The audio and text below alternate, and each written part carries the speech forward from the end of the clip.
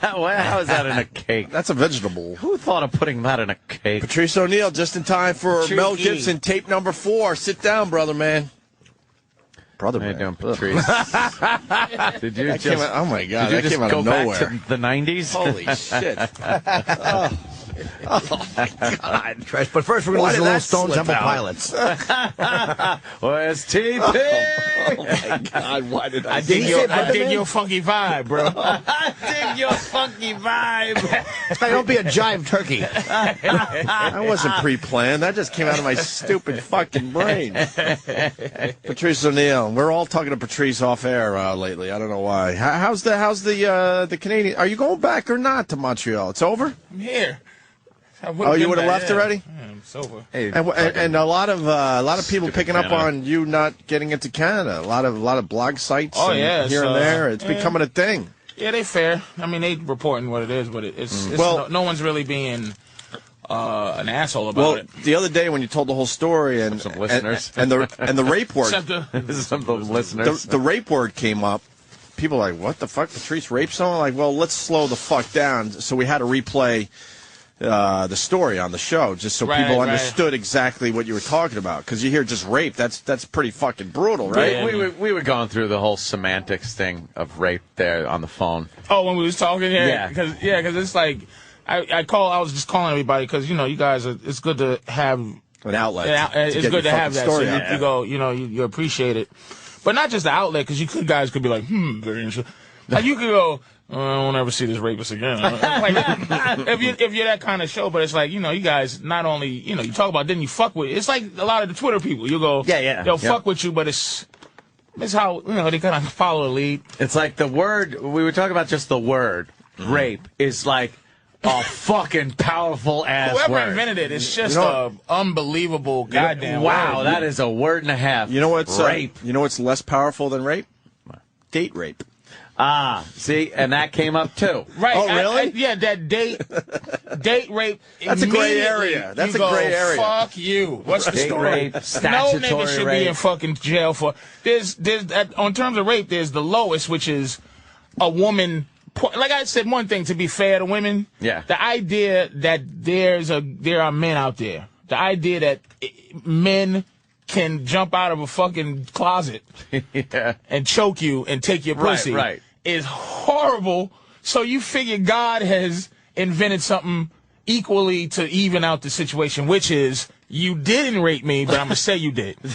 And that is horrible right there. So. And that's the lowest level, is being accused of it, and you didn't do it. And you didn't do it. And the highest level is you did it. You fucking raped somebody. Yeah. There's some middle rapes. And then there's the middle one where you have sex. Jesus. You have sex with a girl. Now I'm confused. Some things are rapey. Yeah. Like, you have sex with a girl, and everything's fine and dandy, and then the next day she decides that wasn't fine and dandy, and that was rape. Here's what I learned. And it's put in the same category as the guy that jumps out of the closet with the knife. I was saying yesterday that it's like saying that you committed murder, but the person's still alive.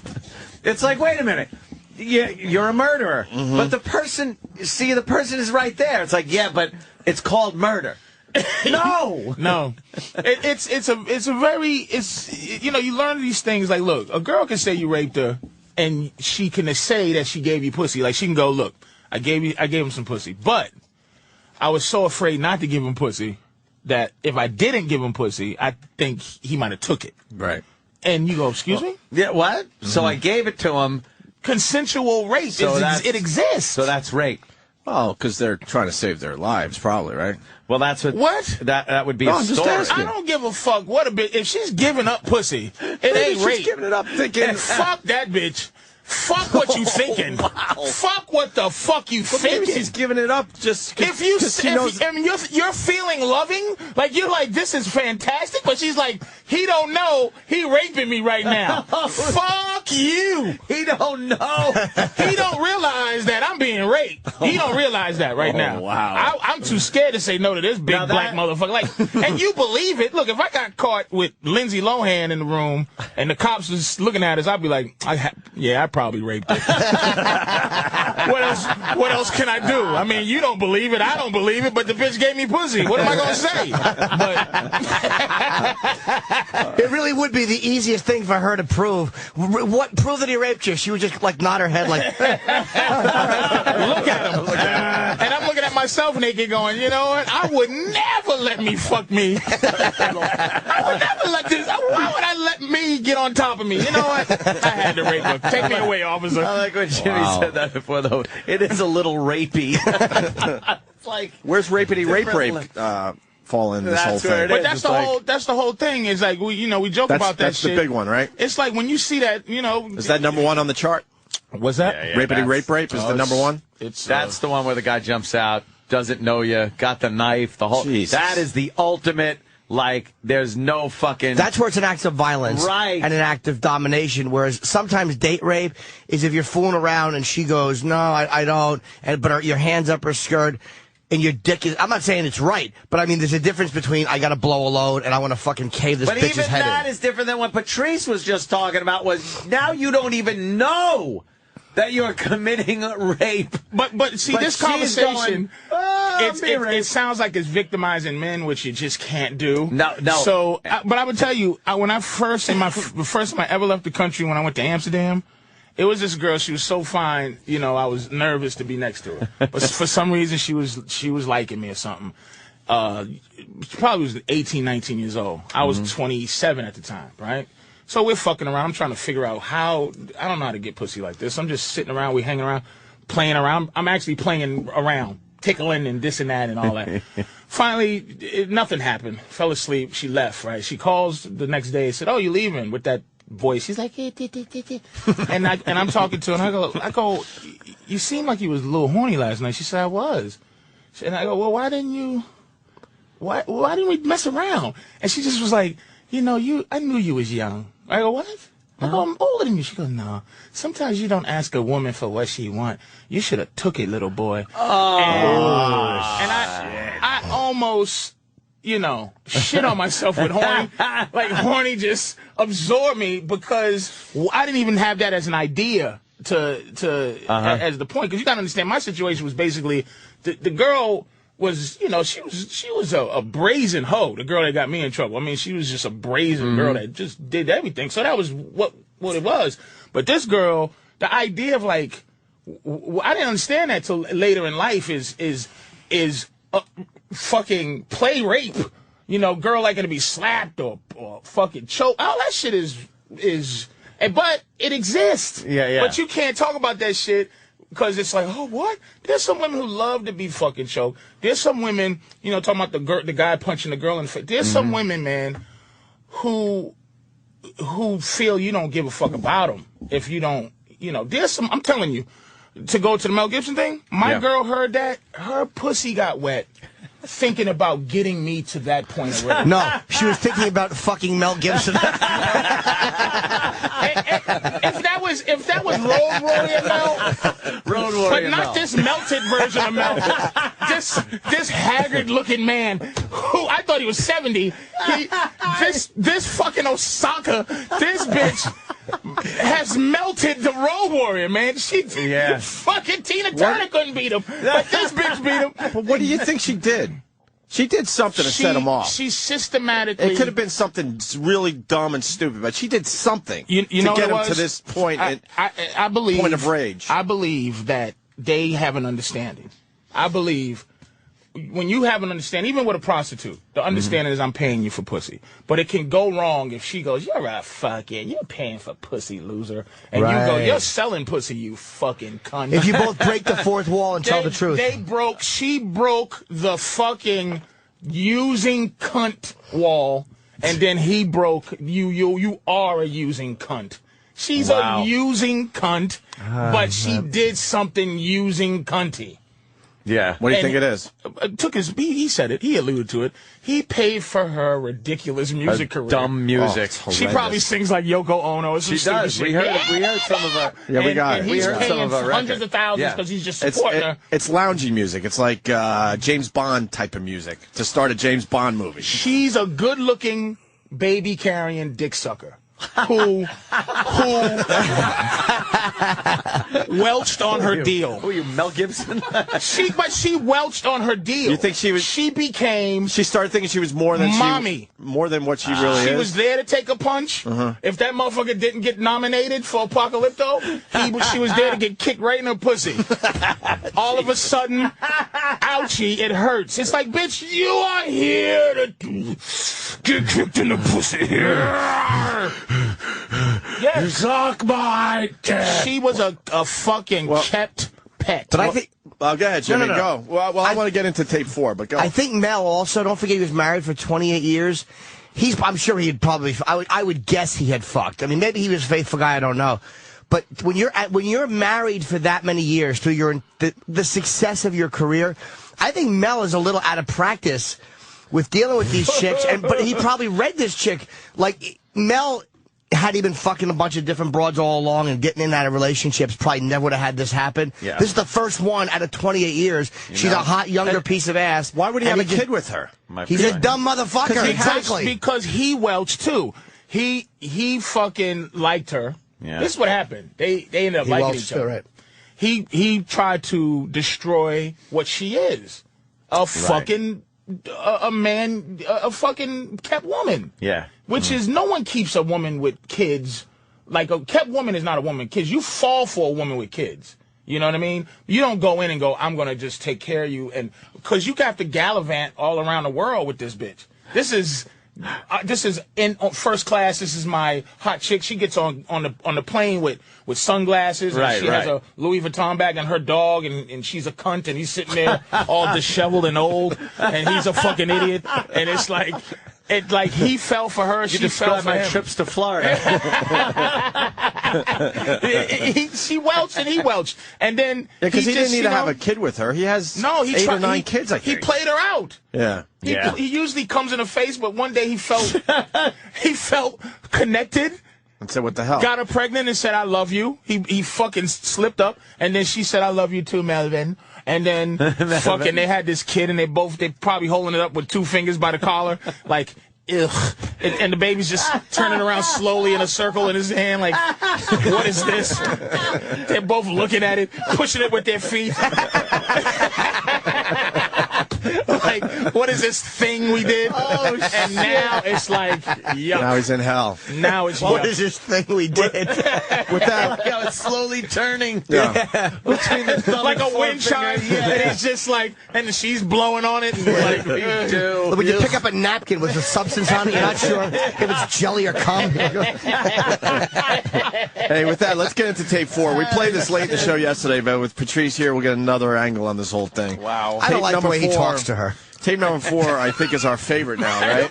Tape number 4. Tape 4 great. rules. Before we go into this, I am absorbed by this. It's the greatest thing ever. Greatest Hollywood tape or whatever scandal thing that I've ever heard. But even the people who are supposed to attack him, right? Okay, should start off with like, holy shit, this is great. Yes, that's what we're waiting for from the mainstream media. Great. Like, I know they have to attack him, but there's articles coming out with the headlines like, hey, why aren't people mad enough? It seems like people aren't mad enough, and I think it's because of the almost childlike perfection of his rage, man. Jesus, Danny. Took us out of the show again. And I'll tell you another reason people aren't as mad is because on some level people know they are fucking being voyeuristic scumbags. Yes. Looking into a guy's living room the same way they did with Alec Baldwin, the same way they did with Dog the Bounty Hunter. Michael Richards different, that was public. But people understand that they're being voyeuristic pieces of shit. Patrice is making a great point. This is, as a human being, you're like, no, I know, but I'm just backing up both of you guys. That this is a holy shit as a human being, and they don't acknowledge you got to step back for a second just to enjoy it and go, oh, my God, this is amazing. and then you can be like, even the people who are going to judge him, and you know, the professionals, Dr. Drew, and all these fucking traitors who are going to call him narcissistic, and because like Dr. Drew never wanted to call a girl a cunt. It's like the lying. It bothers me to such a degree. Right. Like you, this guy, man. Yeah, let's get into this. Here it is, tape number 4. Total idea. What the fuck do you hope to accomplish with that? What are you hoping to accomplish with that? What, are you going to pay me back? If you do that, it's over. It's over now. Fuck you. How dare you act like such a bitch when I'm being so fucking nice? When I'm being so fucking nice. So fucking nice. Oh, that looks like a problem. Huh? that surveillance tape looks like a problem. Someone with a gun to their head and 4 African-American gentlemen holding guns on Where people. was it, ATM? I guess so, yeah. Jesus Christ. Yikes. That looked scary. He, by the way, me and Patrice were talking about this. He must be in the best shape, Mel Gibson, because anyone would have just had a stroke and died. Oh, with the heavy breathing and the screaming like that? The screaming. Oh, yeah. I couldn't yell like that without fainting, just for the lack of blood in your head. What are you talking about? The first hour of the show, you were yelling like that. Not quite. I wasn't Mel mad. You was play emotion, and it still could probably raise your... Yeah. You just get to the point where it's like, I want to make my point, so I'll yell it 4 times. I was doing Mel Gibson impressions. You talk to people, and it's just like you're laughing. You know you're talking with your friends. Jesus, you hear me? He's like, ugh. And you do that even fake. It's like, you go, oh, wait. Yeah, hyperventilating. You're fucking, you get lightheaded. How he's doing this without a blood vessel just fucking bursting is so astounding. Fucking mad, but he's still, even in his, this is accepting your responsibility. Even in his rage, he would calm down if he just accepted what he did. If he just goes, I'm right now I'm trying to hold on to my dominance in the relationship. She at some point, and my girl, she's been around a long time. I used to be completely she's enamored, and I'm like king fucking whatever. And after a while, your bitch starts to go, look at this fat idiot. And you're fighting to maintain her looking at you like, the same. Right. Because you don't look at her the same, she don't look at you the same. So, but you try to at least keep that kind of coolness. But Oksana discovered something to make her go, look at you. Yeah. You're not Mad Max anymore. You're not even Riggs. You're Edge of Darkness, and you suck. You're the man with 2 faces and one of them's wrinkled. Yes. Look at you. You got fucking hair plugs. Your hair's dry. I've been watching Mel Gibson. Mel Gibson was a gorgeous motherfucker when he was younger, man. His hair's dry? It's dry. It's that dry. I know what you're talking about. Leaving me hair, just dead hair. Dry leaving me. That mattress stuffing, which is just like Bruce Willis cut it all off and oiled it up. Well, death starts. Wait, Patrice, is the movie death starts with your hair. It does. You're dead. Death starts with your hair. Go to a Mad Max picture.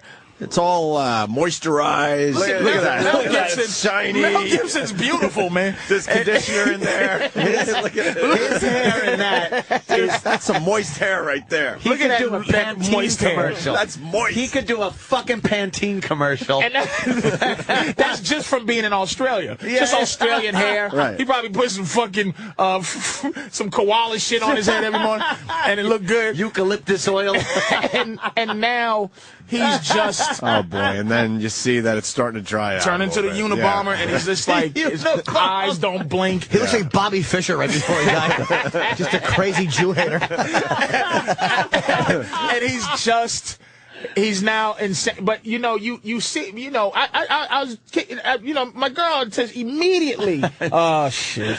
Just more black people fighting on the news and getting into trouble. This is like a court date, though. Somebody's attacking a suspect. Court date ends in brawl. I don't know.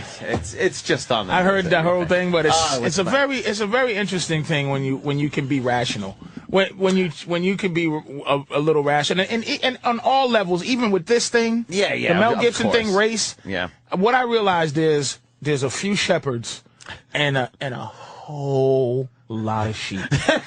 And the shepherds are really battling for position to control people who just want to go bah, bah, bah. Yes. I'm trying real hard to beat a shepherd. Dude, I'm telling you, it's just you hear it where you look. I as black person, man, there's a lot of things on a street level. Right.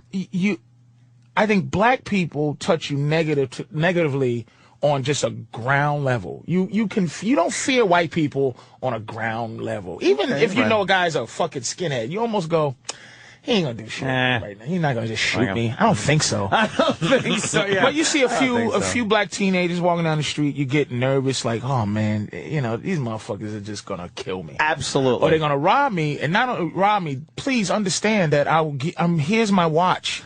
Don't kill me. I want to live to fucking try to find another watch and then figure out a way for you not to steal it. It's like, just don't fucking kill me, motherfucker. On a grassroots level, you see a black girl working at McDonald's, you just go, God damn it. It's a grassroots kind of niceness that I don't, but here's the thing, to not vilify black people, it's something you go, what is it? Why is this motherfucker so willing to kill me? It's not just animals. It's like that's not it. But then white people, on a certain level, we're in fear of white people on a social level, on the police, courts, this, that, and the third, and you feel like, so white people relate to that, and then black people relate to another thing. But at the same time, there's only, like when you said Marconi invented this and all that, the radio, there's that one motherfucker invented the radio. And white people think they all have the ability to invent the radio. There's a lot of dumb fucking white people. It's a great point. And there's a lot of fucking criminal niggas. Fucking great. And there's some crazy dumb crackers and there's some crazy dumb niggas. But for some reason, we all just. I'm just watching some poor white guy get a gun put to his head by and these two are laughing, and they don't know. No one's taught them that there's video cameras everywhere now. Everywhere. Look at that guy's fucking got that thing cocked. He's ready. And he will use it. Of course he will. Yeah. He will take this. He will shoot. And do they shoot the guy or no? Frightening. I don't know. I don't know. I don't even know what that story story is. News here. I want that to stop. I want that to stop. That shit is not. And I don't want to have to defend it. That's the thing. Right. So when a white guy comes on and he shows this little crazy motherfucker with a pistol to somebody's head, and the chief of the Ray Kelly, the commissioner, he gets on and he's the white guy and he's like, this is animalistic behavior, and you see it's a black guy, then black people have to go, hey man, watch out, don't call us animal. It's like, why is that us? Can we please say that that's not me? You know why? It never was. But you guys are always put in this position because of organizations like the NAACP and these pseudo leaders that will never come out and fucking criticize that. They'll never say Bill Cosby has been called an Uncle Tom. Have you ever heard Rush Limbaugh or anybody who's presumed to be a racist? Like, he's just as nutty on the other That's end. what I'm saying. You've never heard him. Because white people don't have to be defended. Like, when you do some silly shit, if a white guy was doing some silly shit, he did it. Well, child molester, serial killer. You don't relate to that. But no, you don't. You dismiss. You can dismiss your criminals away from your immediate group. Even silly things, like if I'm a silly motherfucker, I'm really a silly motherfucker. I like being silly. Yeah. But silly ain't the thing. For black people, you get robbed. People are silly. You never see five fucking Crips and go, look at these silly geese. Yeah. Look at them. Look at these motherfuckers giggling. I bet they're going to start doing some improv. It really, there can't be a black Jim Carrey.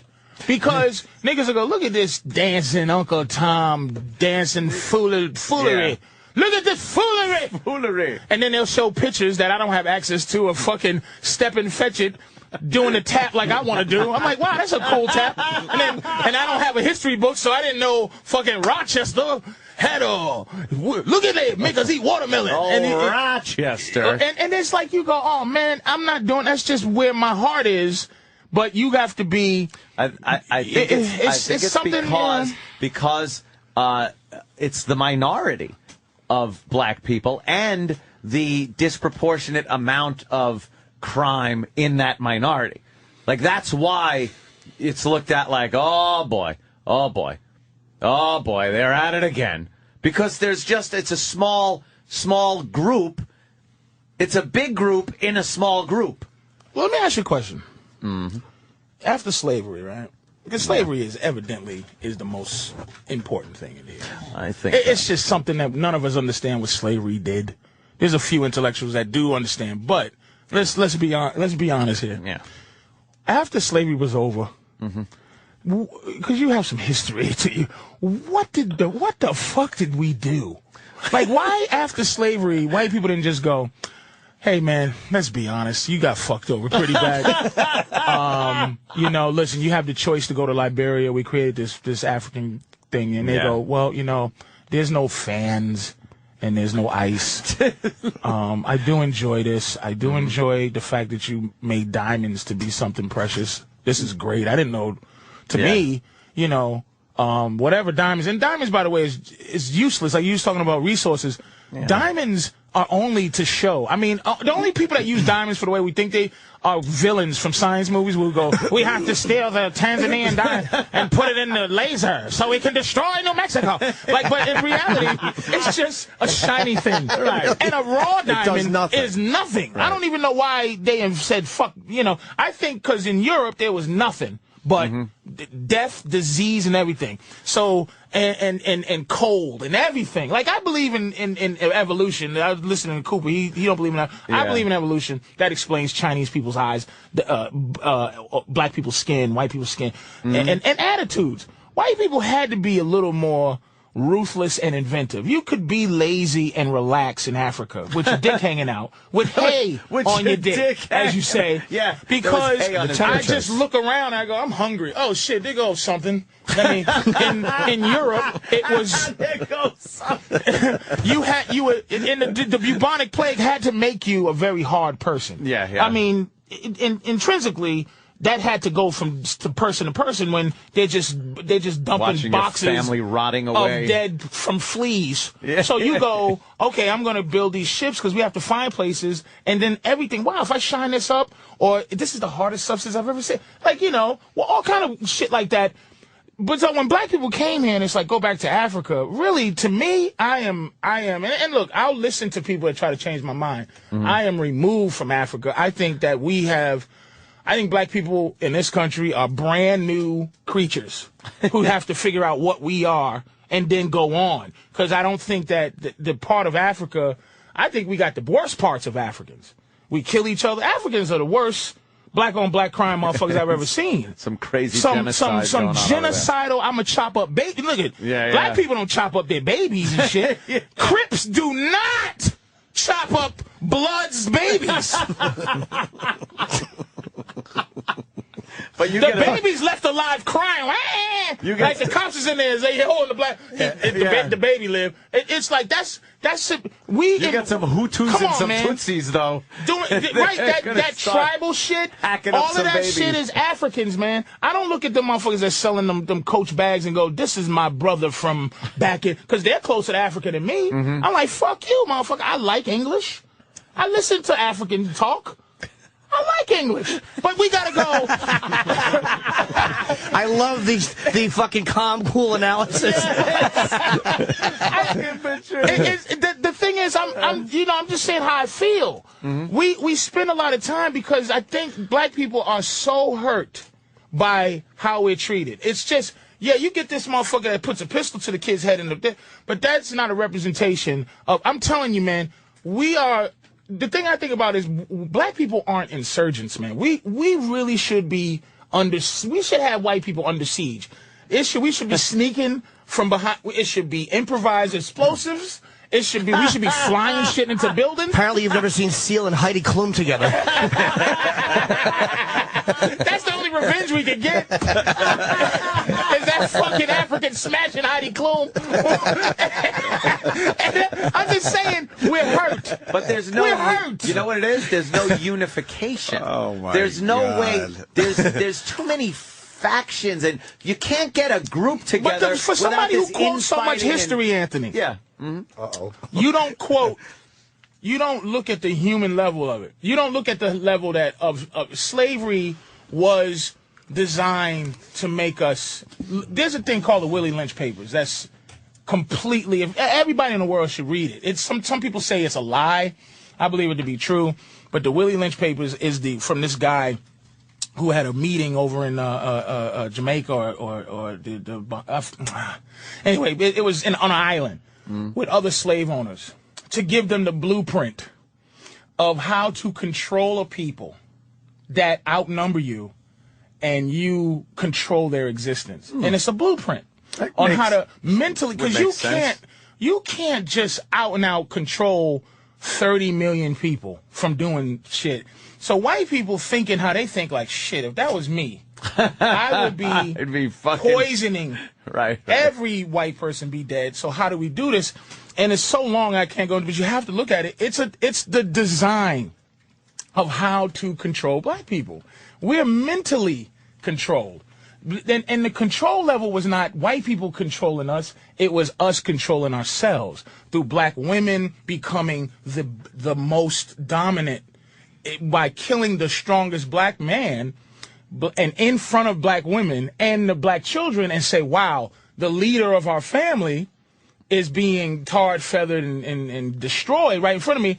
So what happens is black women now, over generations, start to raise black men to fear death, to not be strong, to hide, to kill each other, and then they are now the boss. If you notice, black women, look at Oprah, man. She's the motherfucker. There is no black man Oprah that the whole world loves and goes, that motherfucker's a bad motherfucker. Tyler Perry.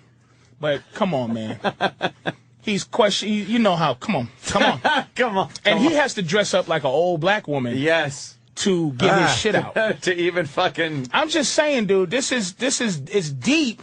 I don't know it all, because somebody with more book knowledge can come in, but I'm saying there's something there that it's just not fair to be under. We've been only free a third of the time that we were slaves. Patrice, that's what I'm saying.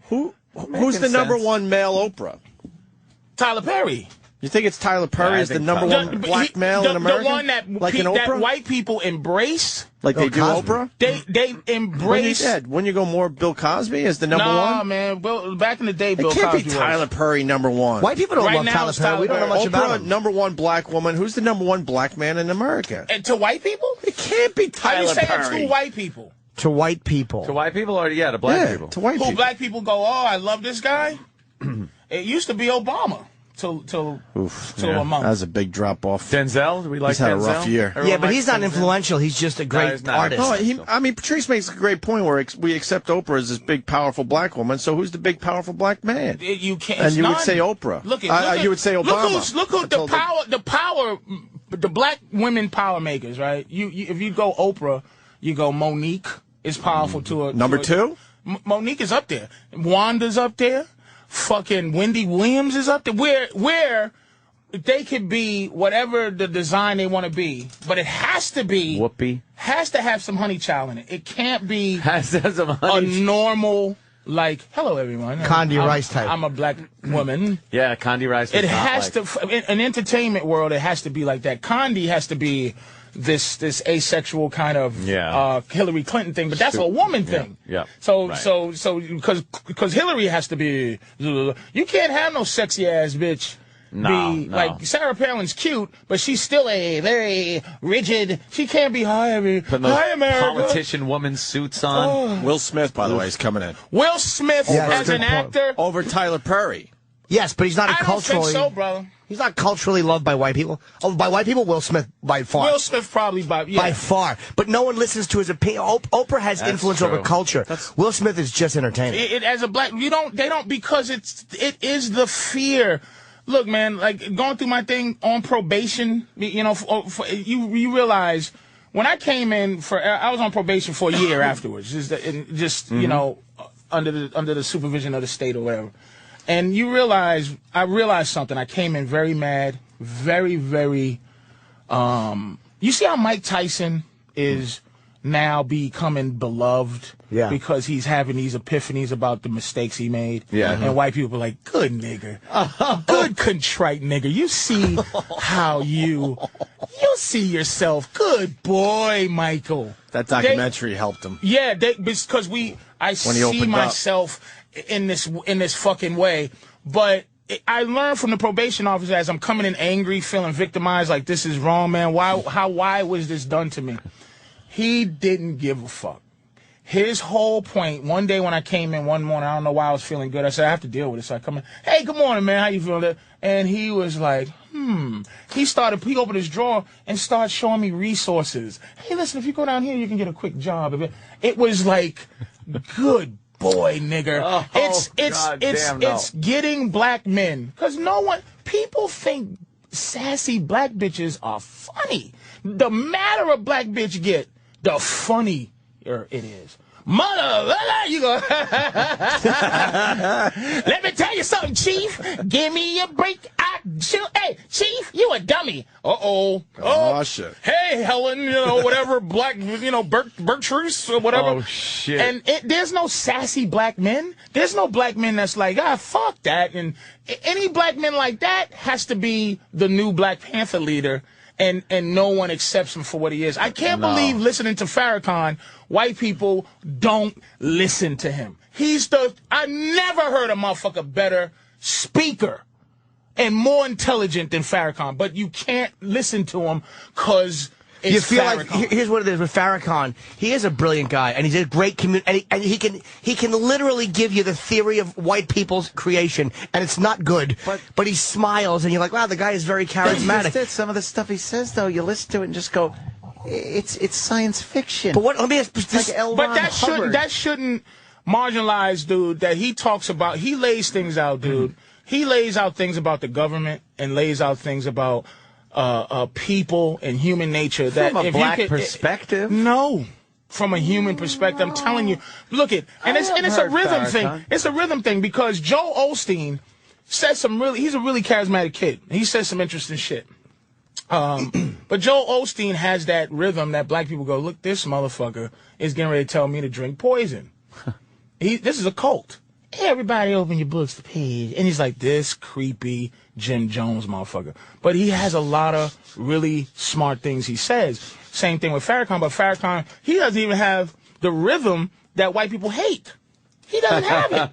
It's just you have to hate him. Any black man has a sense of strength, white people are trained to hate that motherfucker. Farrakhan over there, Farrakhan over the years has said some pretty inflammatory shit. Farrakhan has a lot. He has, but he like, has to be a black leader.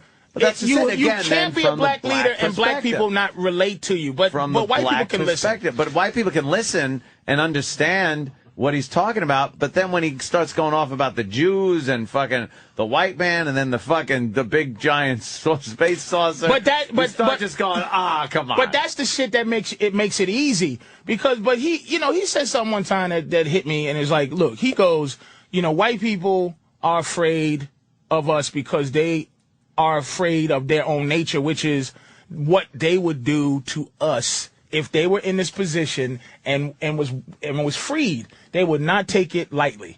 And they look at us like niggas is up to something. They meeting. It's not happening. It's going to happen in 2014. It didn't happen then. It's going to happen in 2015. Niggas are after us. And that's the thing that makes black people sad is that we not after you like that. But it's the thing where we don't understand ourselves and white people don't want to understand us. And so what do you think? It's that separate racial thing that's horse shit. But I'm telling you, dude, at the end of the day, black people really are sad and just want the country to stop fucking around. Like, we don't I don't give a fuck if 50 motherfuckers rob you on the elevator, dude. It's most likely you're not going to get robbed on the fucking elevator. But hold on, is Tyson, though, a case of being like, hey, contrite nigger, we're happy? Yes. But hold on, or is it, because Ali was never that guy, and white people love Ali. Charles Barkley has never been that contrite guy, and people love him. Is Tyson a case of people are suckers across the board racially when somebody like Tyson, who, let's be honest, didn't come off as particularly. He's fucking manic depressive. Well, he had, you see the human side of a guy who was very brutal. He never socially. I like that point. He never socially had a Muhammad Ali kind of. Muhammad Ali did something socially where he fought against an entire system. He became loved once he said, "I'm not going to fight people for nothing." That's when he turned the corner. He was super hated. When he went from Cassius Clay to Muhammad Ali, he was super hated. Well, that was because he was with the nation. But after a while, when people realized he was with the nation, he bucked the U.S. government. He did everything that should make white people hate you on paper. And people saw what he was doing and loved him. But he always had social relevance. Absolutely. Yeah. Mike Tyson was... People were scared of him to say, well, you're scared of pit bulls. Just a rich nigga that will kill you with his fists and raping bitches. And knocking niggas out. But kill him. Get rid of him. But as soon as you see that pit bull crying, though, you're gonna cut. You're gonna. You go, good dog, because you still wouldn't pet him until you pull out his fangs. Well, he bit Evander Holyfield's ear off. Yeah. Like you watch Tyson do things.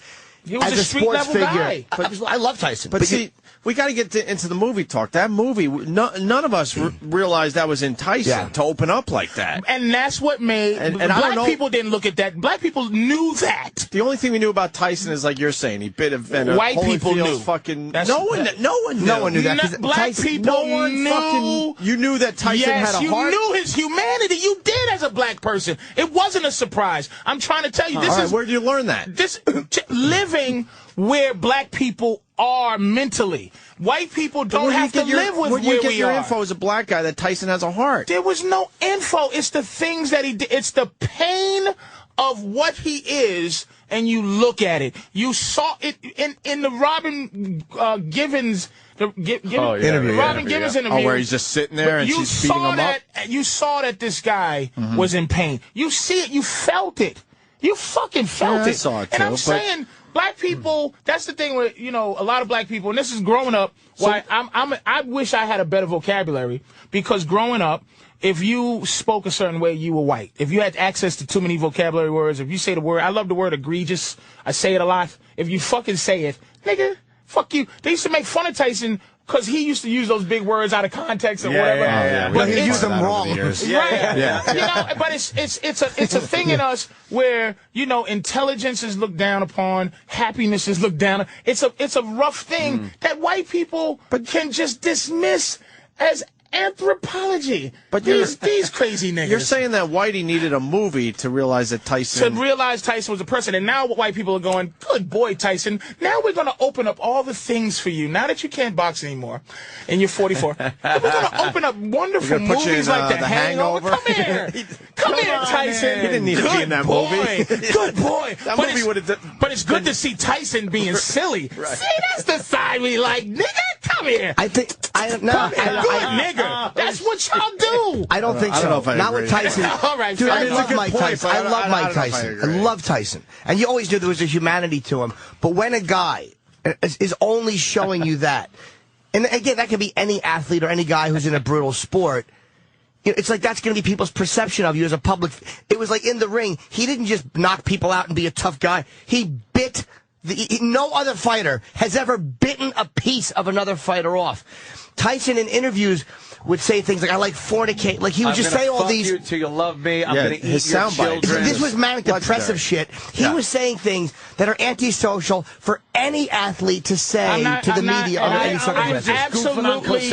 I absolutely agree on that level, man. I'm not arguing that. I'm saying... The way white people think, again, being from Boston, man, see, if you live in New York, you can actually live separatist. You can live a separatist life. You can never leave the Bronx and don't have to know white people. You can get a fucking job as a garbage man in the Bronx, and you don't have to fuck with white folks. In Boston, you have to fuck with white folks. And you have to learn how to live. You have, like, the first lesson I learned in summer camp is this kid, when I was 10, he called me a big nigger. And I went, ooga, that's what I'm supposed to do. Roar! You call me nigga. So I'm running around like the mummy. And then they essentially throw me out the camp and he gives me a little wink like, bing! Oh, you know how. Gotcha. And I said I can't let that ever happen. I just can't. I have to learn how to never let that happen. Yeah, so I had to learn how to be annoying to white people other than scaring them. Yeah, wow. Yeah. Hey, well, I want to congratulate Patrice. It's rare somebody achieves their goal in such a 100% fashion.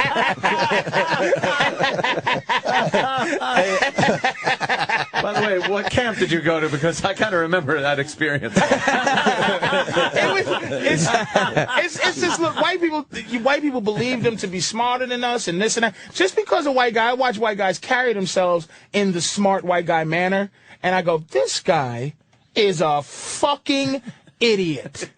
I take great pleasure in taking a guy in a suit who just behaves in the manner of, I'm intelligent, but he's an idiot. Yeah. And there's a lot of black dudes that's like, you know what I'm saying, who are fucking geniuses, but it's the way he has to behave where he is and how he is. And it's just a lot of sheep and a few shepherds, and that's why shit's fucked up. And everybody's gonna want some shepherd's pie after this, right? You know, fucking shepherd. Jesus. All right, listen. Yeah. Couple things. Michael Jordan's name is coming in for most influential black man. He doesn't have any social influence. Though. Yeah, nothing. Right, he plays basketball. Give me a black guy who has a fucking opinion, right? That's a powerful opinion, and white people. Fucking, he's a strong, I'm telling you, I'm going to say it again, Willie Lynch papers. Read it to understand how black people are, there was a plan designed for us to to control ourselves. My mother raised me to be afraid of white people, meaning this, authority. Don't mess with the cops. Don't get in trouble. It's just stay out of sight. Don't stand up. And because when Black Panthers, all those fuckers did, they maybe blew up 2 banks, but they mostly fed black kids and they mostly preach unity. And you got to understand this country. And this is what I mean about how we're all fucked over. Anyone who has effectively preached us all getting together on a human level has been shot. Malcolm X, when he was saying white devil, blue-eyed devil, crackers separate, he was living a wonderful, wonderful life. When he saw a different thing, when he went to Mecca, came back home and said, man, I got to rethink what I've been saying, he got killed. Because Gandhi got killed. Jesus got killed. JFK galvanized races. People who galvanize races, man, they get killed because it's not in the best interest for this country, for the people who race prey. Like you talk about Al Sharpton. What else is Al Sharpton going to do? He makes millions of dollars preying on black people needing someone to be a hero to them. Yeah. And white people pay millions of dollars to have a leader of the Tea Party. The Tea Party they showed the Southeast region director of the Tea Party. People are just waiting to hear the Southeast director of the Tea Party tell them what the fuck to do so they could go, yes, yeah. But do you think the NAACP should have dubbed them racist? They have to. But that's the dumbest fucking thing. But it is, Anthony. But it's not when the Tea Party is seen. You gotta understand. Not everybody, dude. I don't. God bless the internet. Not everybody looks at something and goes, research time. It's like they go, okay, a guy looks like me and he's talking to how I feel. He's saying it articulately. I'm going with him. But the NAACP should know better because they're not dumb guys. And what they're doing is, because they're mostly Democrat, it's simply a political, of attacking a conservative political thing. They know, they want to take they know better. Any legitimacy away from them so that they don't fuck up with the votes that are coming up in November. I understand and this is that. my last point about, and I said this before, about white people. It's very difficult to get reasonable, rational white people to admit that they're racist. You have defined your racists as these horrible, dumb, shaven head, cheat wearing maniacs.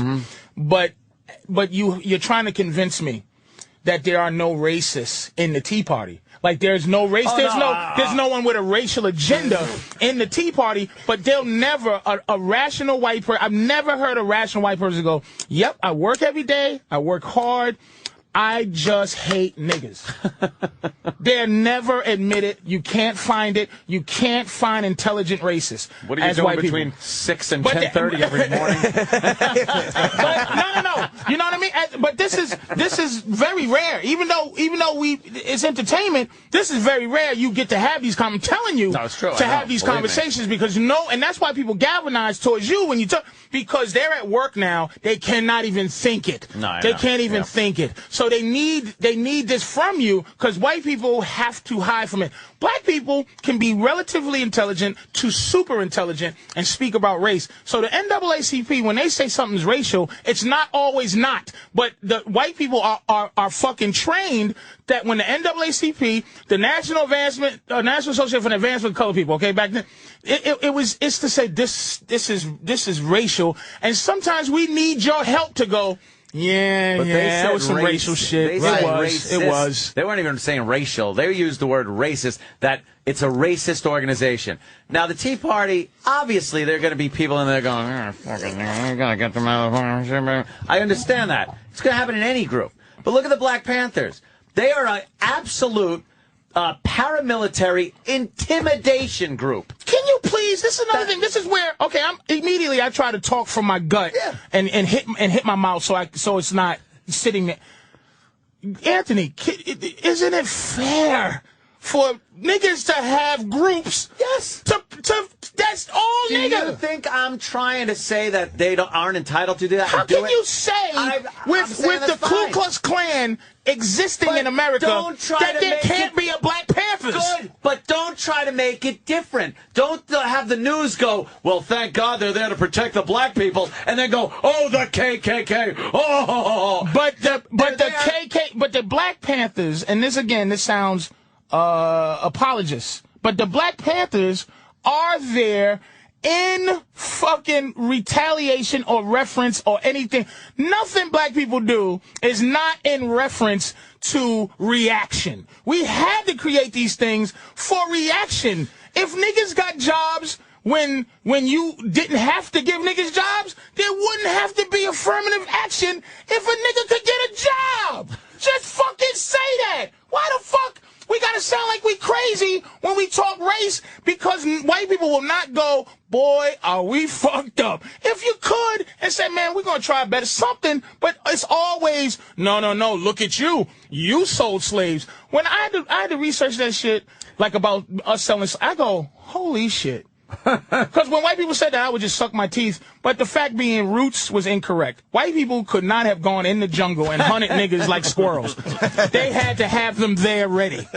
So that was the facts. But at the same time, I'm going to think of other ways to vilify white people because I can't join in to say what we did, we helped. But we did because we're human. So now we get this racial shit, and that's the thing that fucks everybody up, man. But I'm not saying, see, a lot of people have this misconception that I'm saying, well, the new Black Panther movement, that ought to be abolished. They're terrible. Why are these, they're just angry and this and that.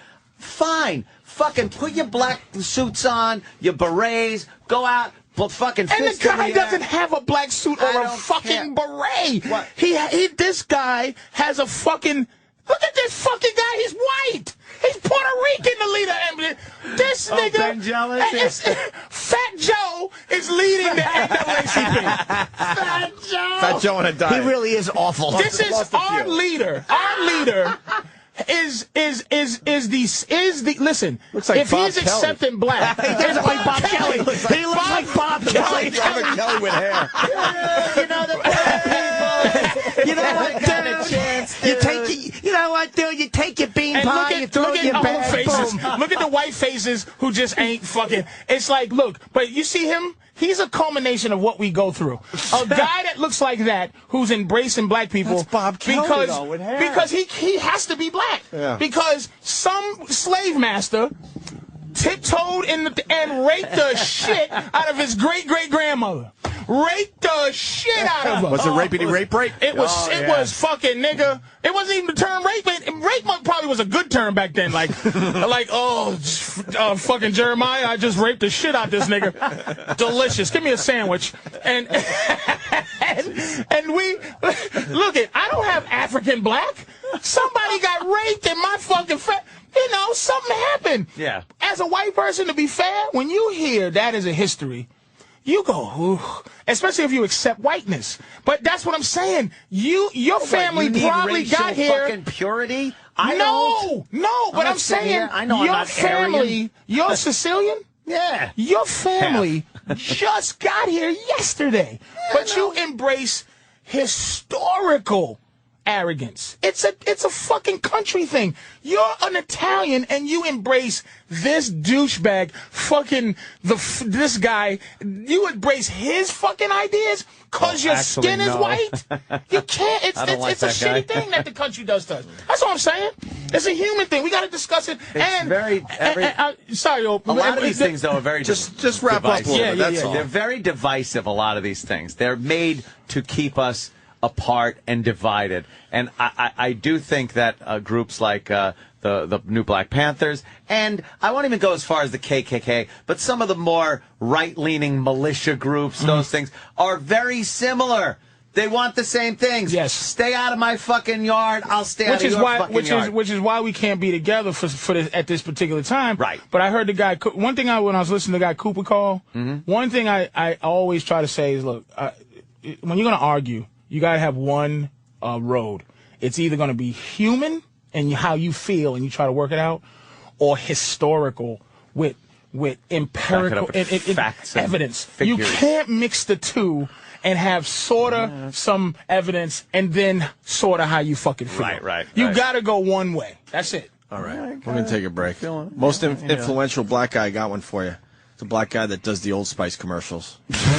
Oh, Jesus. I'm gonna tell you, he should be huge. living life wonderfully. I guarantee you, there's a black meeting calling this nigger because his clothes are off. He's naked in showers, and he is propped up like a goddamn slave. But why can't he just do that? Because I'm telling you, he's very influential. He's selling a lot of fucking deodorant right it's now. like white people that look at him and he's just like you know what? Blah blah blah blah blah blah. Great discussion, but what the fuck happened to the Mel Gibson tape number 4? I think we should break and go motherfucker. back to it. Yeah, we're going to go right back into the Mel Gibson tape number 4 after the break, okay? And as we go to break, we're going to play the Shining thing that D-Boy came up with. That shit's funny, man. And fucking whatwouldtylerdurdendo.com put it on the fucking front page today. That shit's hilarious. That's a big hit for the Opie and Anthony show, D-Boy. In wrapping up, I just want to, you're right about people who galvanize races are killed. And I just wanted to congratulate you. You're going to be 150 before you die. I wasn't sure how that was going to come out. I kind of tripped to the finish line. That still worked. WWTDD.com if you want to hear this again, but here it is on our show right now. D-Boy's Mel Gibson Shining thing. Fucking embarrassment to me. You look like a fucking bitch on heat. And if you get raped by a pack of niggers, it'll be your fault. Yes. All right? Yes. Okay? I don't want you. What are you talking about? I don't believe you anymore. Stay with me. I don't trust you. I don't love you. I just want to go back to my room. I don't want you. Okay? But I don't want you anymore. I'm very confused. Fucking listen to me. I just need a chance to think things over. Listen to my fucking ranting. Listen to what you do to me.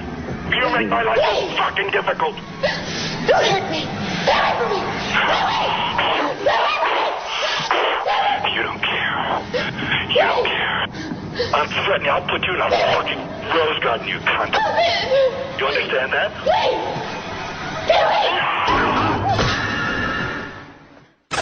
The Opie and Anthony Show on the Virus. Sirius XM. Damn show is flying by today. Patrice O'Neill in studio. Rockin'. Now, we're going to get right into the Mel Gibson tape. Yes. Tape number 4. We played it late in the show yesterday. We're going to play it again here so we could really enjoy it and get Patrice's take on it. Bask in And then it. Sam runs down the hall during the break and goes, tape number 5 being released at 9:30 this morning. No fucking And you know way. that the Today Show led today by saying, are these tapes real? They're even confused. Like, at this point, are these fucking tapes real? It's doing too much damage. And we believe to on him. this show that they have to be real, but they're questioning it because Yes. it's so unbelievable to everybody. I have Mel Gibson from Australia on the phone. We'll talk to him.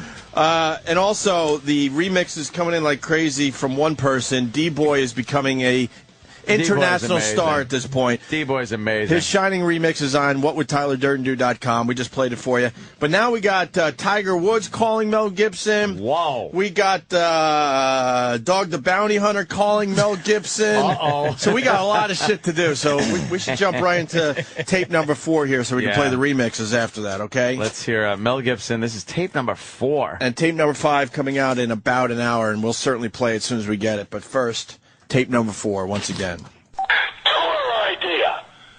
What the fuck do you hope to accomplish with that? What are you hoping to accomplish with that? What, are you going to pay me back? If you do that, it's over. It's over now. Fuck you. How dare you act like such a bitch when I'm being so fucking nice? I did not blame you. You said I was mean. You were fucking annoyed at me. For what reason? What? I did nothing but be nice to you. What? I've done nothing but be nice to you. I didn't blame you last Now, night. what are you little bitch this morning for? I wasn't doing anything. What did I do? And you said, oh, also earlier today never mind. What the fuck were you going to say? Mel is being a little unreasonable.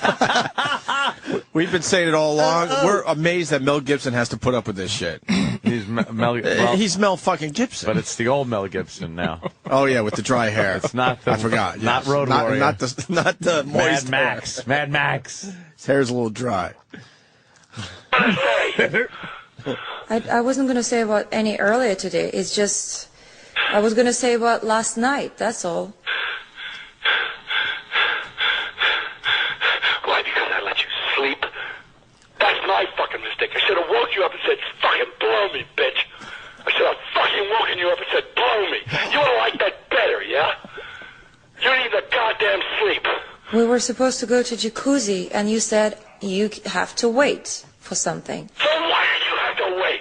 You said. You go to the goddamn jacuzzi. I'm afraid it's dark outside. Fuck it. Well, right there. I love that. This is how you know this is not all her. Every time she does make a point, which anyone will do, Mel dismisses it. She, what about that? And Mel was like, fuck it. Well, it's dark outside. I'm scared. Fuck it.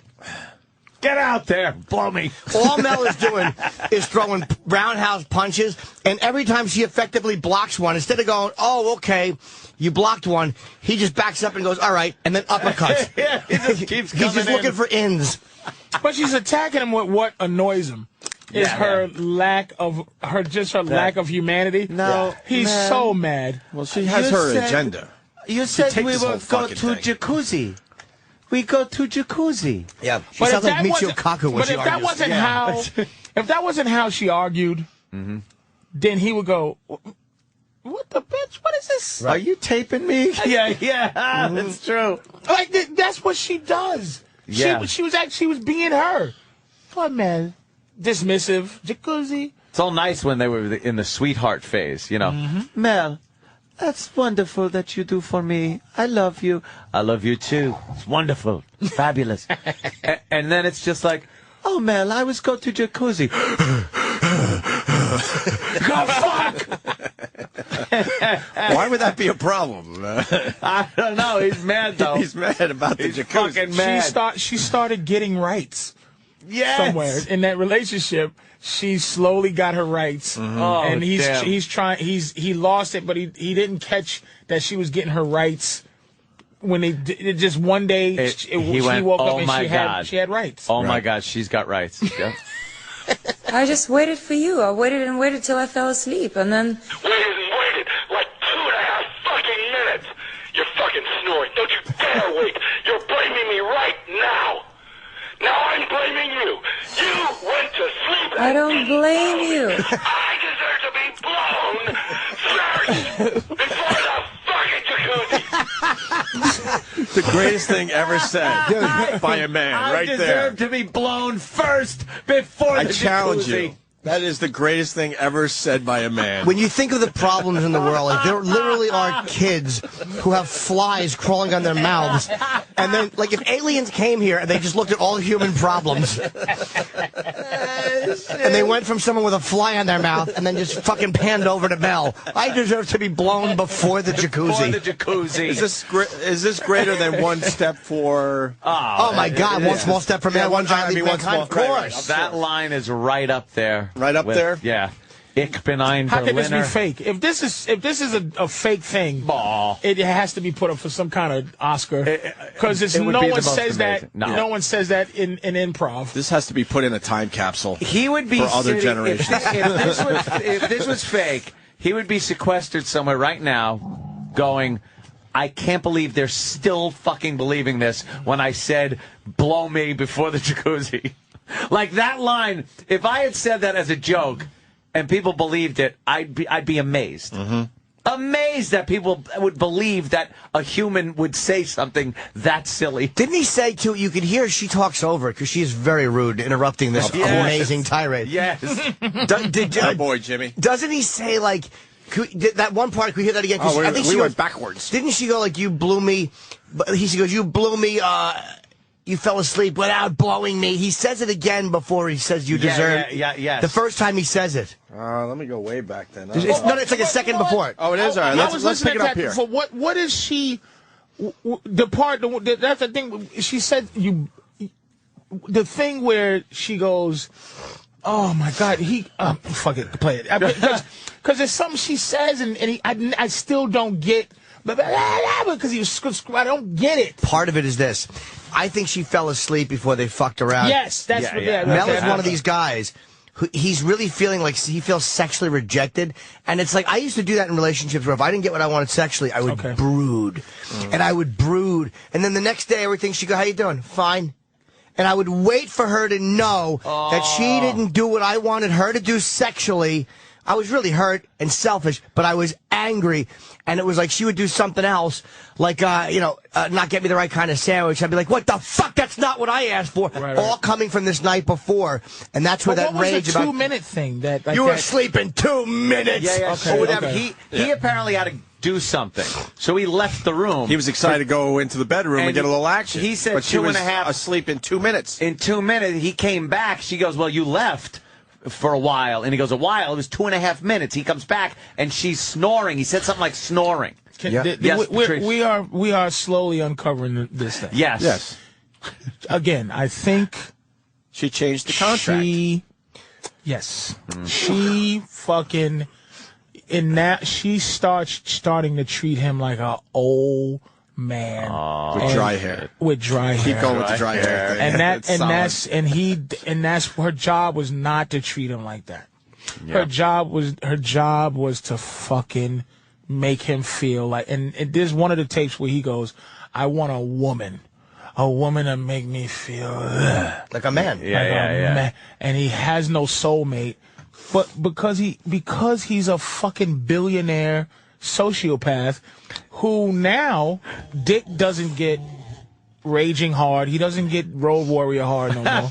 Road warrior. And he needs a girl that accepts that his dick is a little bendy. Dick needs that brace like a road warrior had on his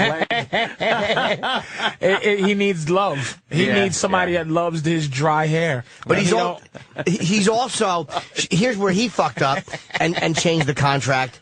She is expecting Mel Gibson to be Mel Gibson and go, it's time for some fucking stupid. Instead, every time she rejects him, he's like, oh, come on. Yep. She wasn't ready for all. Come on. She's like, oh, no. Yeah. He's like every guy I've fucked.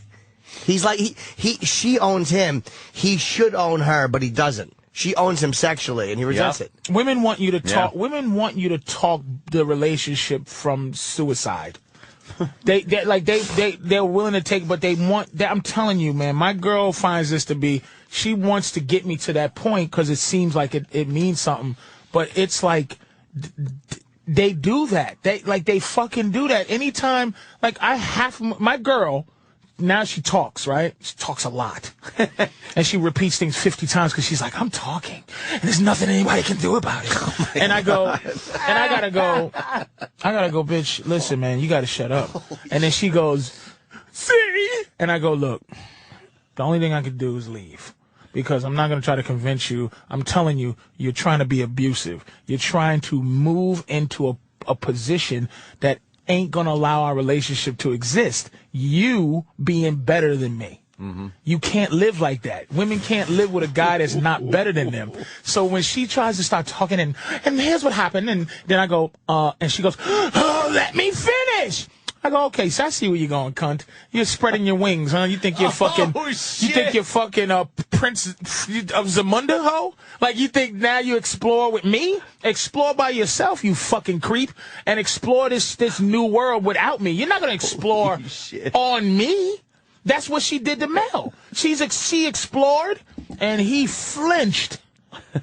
She went like this with the pretending to hit him, and he went, oh. And she said, oh, this scared motherfucker. You can't flinch with these bitches. You have to mentally abuse them. You can't. They won't settle for less. What a great. The way they talk about it is the power shift in the relationship, where the dominant person then becomes the submissive person, right? And then the whole rest of the relationship, you're fighting to get your old job back. But you ain't getting it back. You flinch. Good way to put it. Get out of there. Done. Leave. Great way to put it. It's over. Great way to put it. With that, let's go back to the tape. And then Waited like 2.5 fucking minutes. You're fucking snoring. Don't you dare wait. You're blaming me right now. Now I'm blaming you. You went to sleep. I don't blame you. I deserve to be blown first before the fucking jacuzzi. I'll burn the goddamn house down. But blow me first. How dare you? How fucking dare you? How dare her? then he punctuates it with a fucking all she has to do is suck his dick, and he'd be nice Mel again. How dare she? Did you get this equipment from Radio Shack, by the way? I don't know. What is this? What's going on? Like, how is she doing this? It's a really good recording, right? Phone recorder. Yeah, she fucking set this up in advance. She must nicely for herself. This is tremendous. She obviously had somebody help her out. Yeah, hell fucking yes. This dummy. She wouldn't be able to figure this out on her own, right? She's just giggling at him. How amazing is it to yell at somebody and be serious? Like, that's how Mel Gibson-y he is, to go, you fell asleep without blowing me. Like, I would think that, but never actually say it to a chick. Burn the fucking house down. Blow me. I deserve to be How blown before the fucking jacuzzi. He said, how dare you? He's so mad.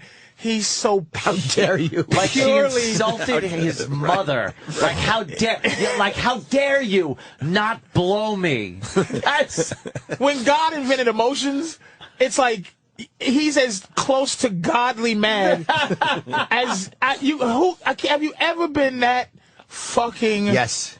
Yes. Really? Oh, yeah. I can't say. Yeah. And expressed it. Yes. For real. But that goes into, I hate to say that the tiny rageaholic, but that's where rage is just fueling itself, and it's not about the argument anymore. It's about anger making you angrier. It's about the anger it's the high of being angry as opposed to the issue. The maddest I've ever been with my woman now. We went to get her, she needed a new car. A new something to drive.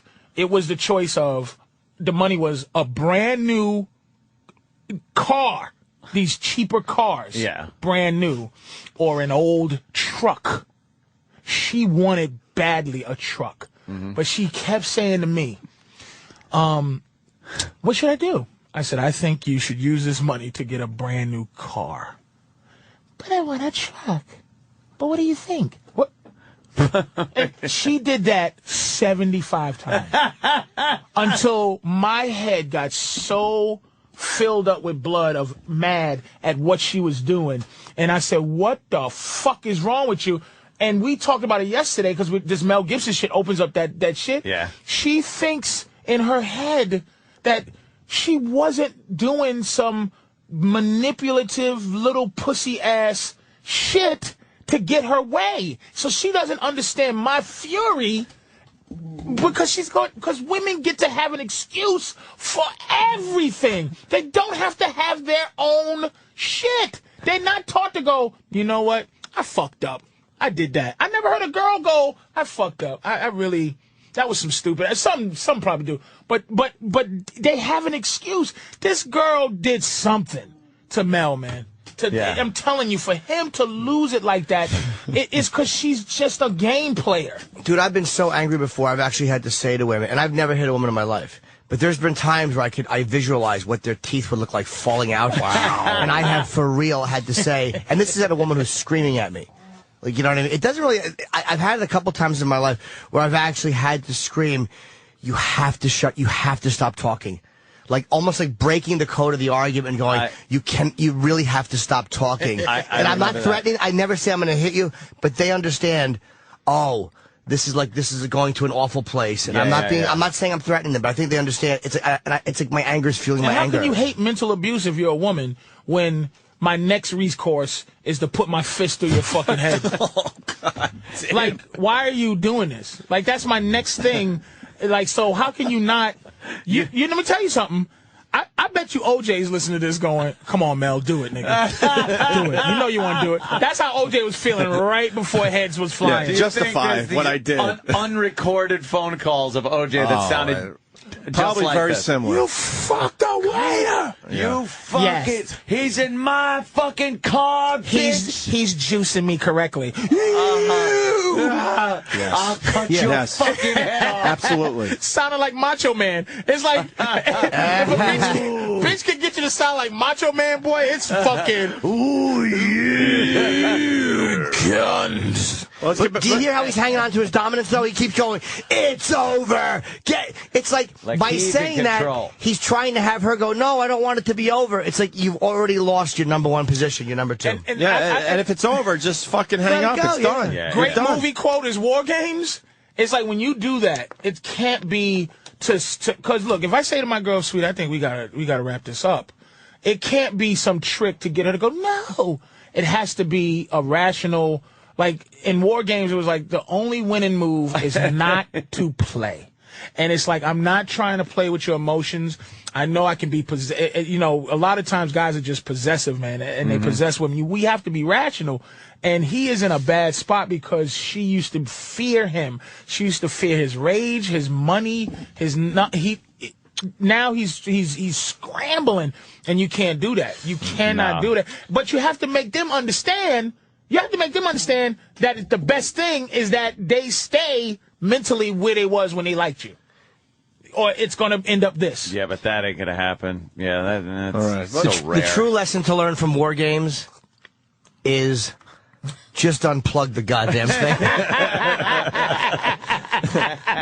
Unplug that bitch.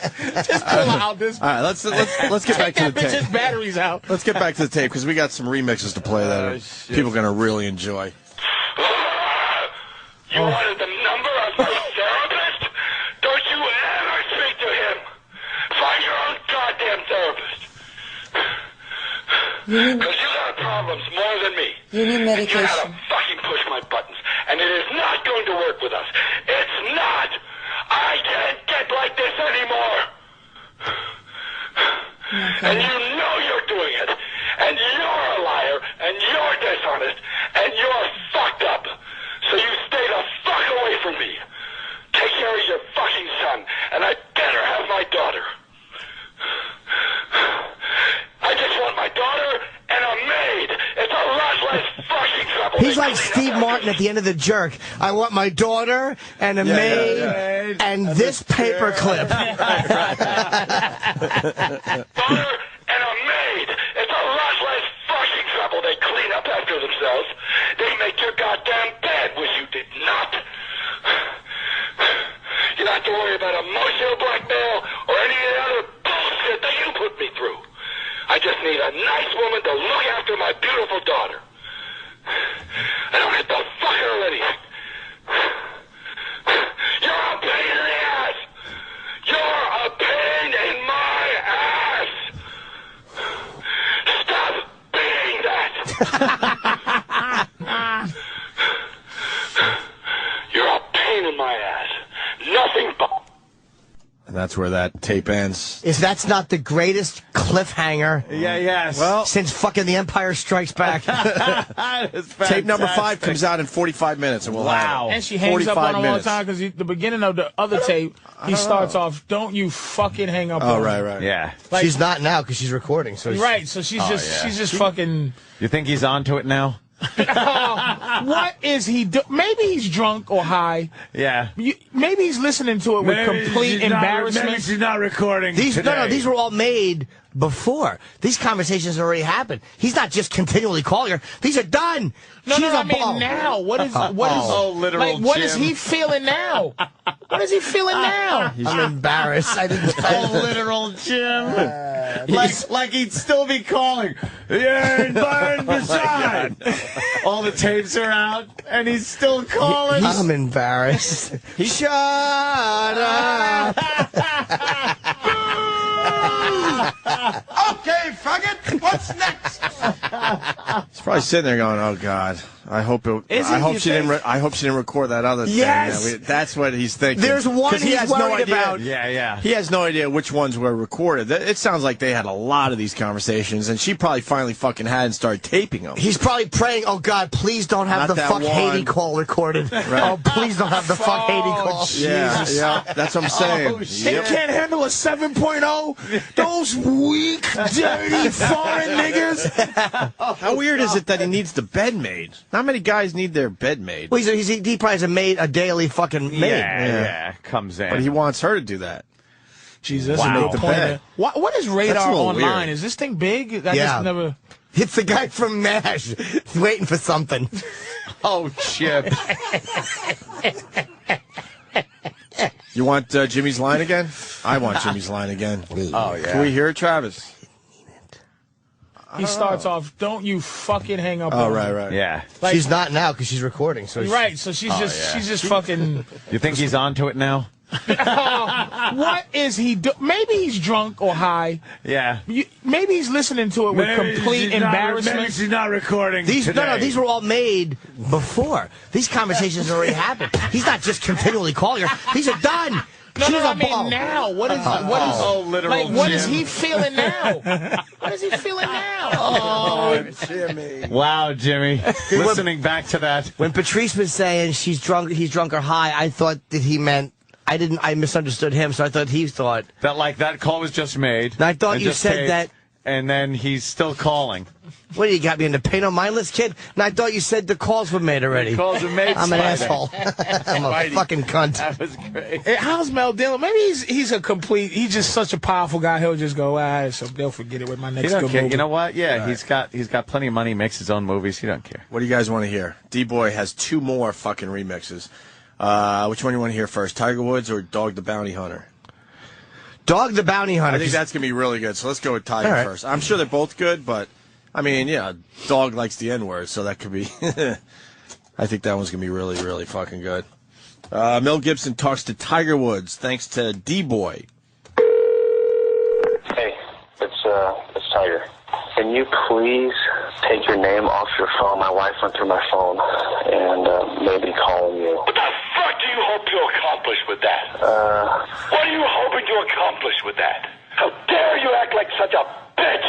And, I've done nothing but be nice to you. How dare you? How fucking dare you? if you can, please take your name off that. What do you call it? Just have it as a number on the voicemail. Just have it as your telephone number. That's it. Okay, you gotta do this for me. You fucking don't care about me. I'm having a hard time and you fucking yanked the rug, you bitch. You fucking selfless bitch. All right, bye. Very good. All right, bye. They never talked on the phone, though. Oh, literal Jim. Now, why is Tiger and Mel talking? Yeah, sounds to me like Mel's roaring like a tiger, you know? Hey, Doug the Bounty Hunter also talked to Mel Gibson thanks to D-Boy. I can hate Chip. I'm not taking a chance on some motherfucker out there. She's a Mexican, a whore, whatever. It's not because she's black. It's because we use the word nigger sometimes here. What? I'm not going to take a chance ever in life of losing everything I've worked for 30 years because some fucking nigger heard us say nigger and turned us into the Inquirer magazine. How dare you? How fucking dare you? Our career is over. The career is over. You can't give a fuck. I'm not taking that chance at all. Never in life. Never. Never. I just need a nice woman to look after my beautiful daughter. I don't have to fuck her already.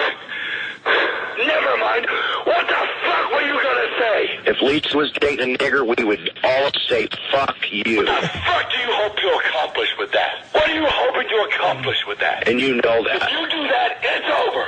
How dare you act like such a bitch? If Lisa brought a black guy home, it's not that they're black. It's none of that. It's that we use the word nigger. We don't mean you fucking scum nigger without a soul. We don't mean that shit. But America would think we mean that. You have no fucking soul. So I'll help you get another job, but you cannot work here unless you break up with her. And she's out of your life. I can't handle that shit. No! How dare you? How fucking dare you? So you just let me know. I gotta go. What you're doing later. Bye. Jesus. I forgot how fucking We bad forgot that- about Dog the that Bounty dog Hunter. calling. But man, he's And on that TV motherfucker's again. Back on He's TV. back on TV. He went on the apology to fucking, I want to be buried where slaves are. Oh, fucking dog. Remember that one? I think black people were embarrassed for him. They're like, all right, we got it. You don't mean it. Back on, you Just dumb give him his show back. mullet-headed asshole. And they had to look at that fat pig he has to fuck. Yes. They're like, look, we put him back on TV. Because that is, how did he fucking survive that? I was listening. That's the part I was. Yeah. I was like, wow, I didn't realize Like, that. how did So I forgot graphic, how, that fucking shit. I forgot about that one. Yeah, we used the word. And it was worse because it was so logical. Listen, the thing is, we say nigger a lot. You can't date a nigger. Around the house. Yeah, say it around the house. Yeah, and casually. Wow. He sounds like the Jimmy Dean sausage guy. We're a big family. We like a lot of sausage here. We like to say nigger here.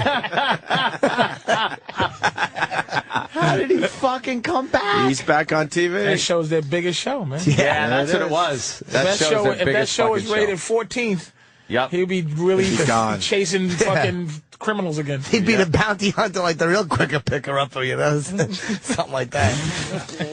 Hey, D-Boy also took the Mel Gibson audio, and he made a little song for everybody. A song? It's quick.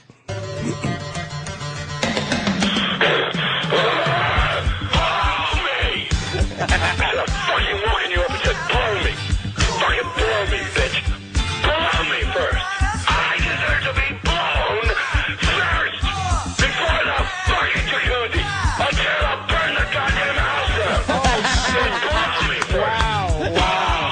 Wow. Because I deserve it. Fucking blow me, bitch.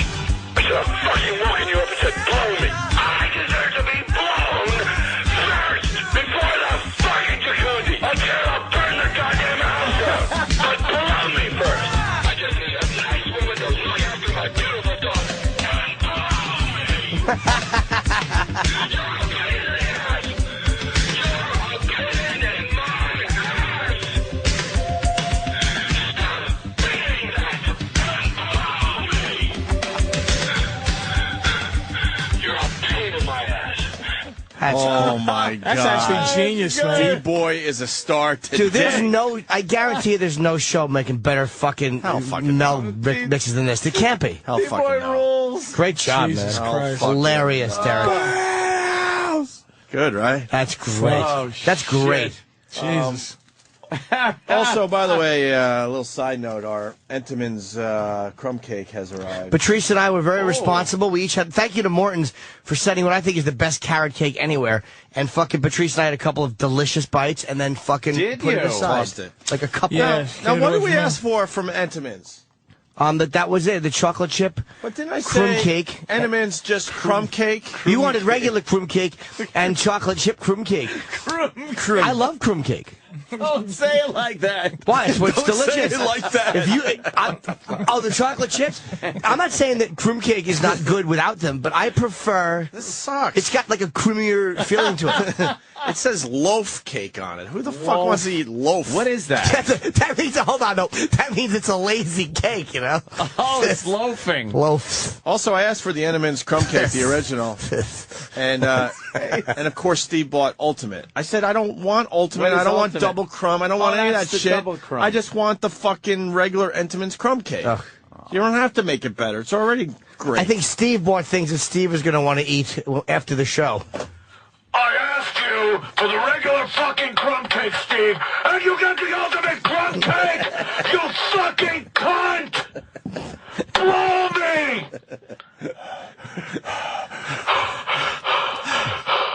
I've been nice to you, and you give me the wrong fucking crumb cake!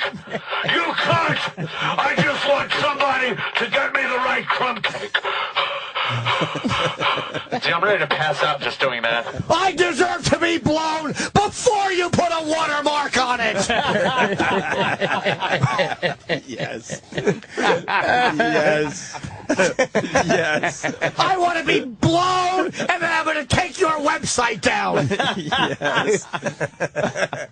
Yes.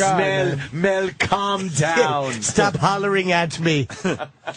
When are we going to fucking find out what she did? That's what we're waiting Mel for. will have a way of leaking. He has to. He has to at this point. Unless it really is nonsense like this, that's just a power struggle in a relationship. Maybe, like she said, he needs medication or something. Really, you think? Off the deep end. You need a bat up the side.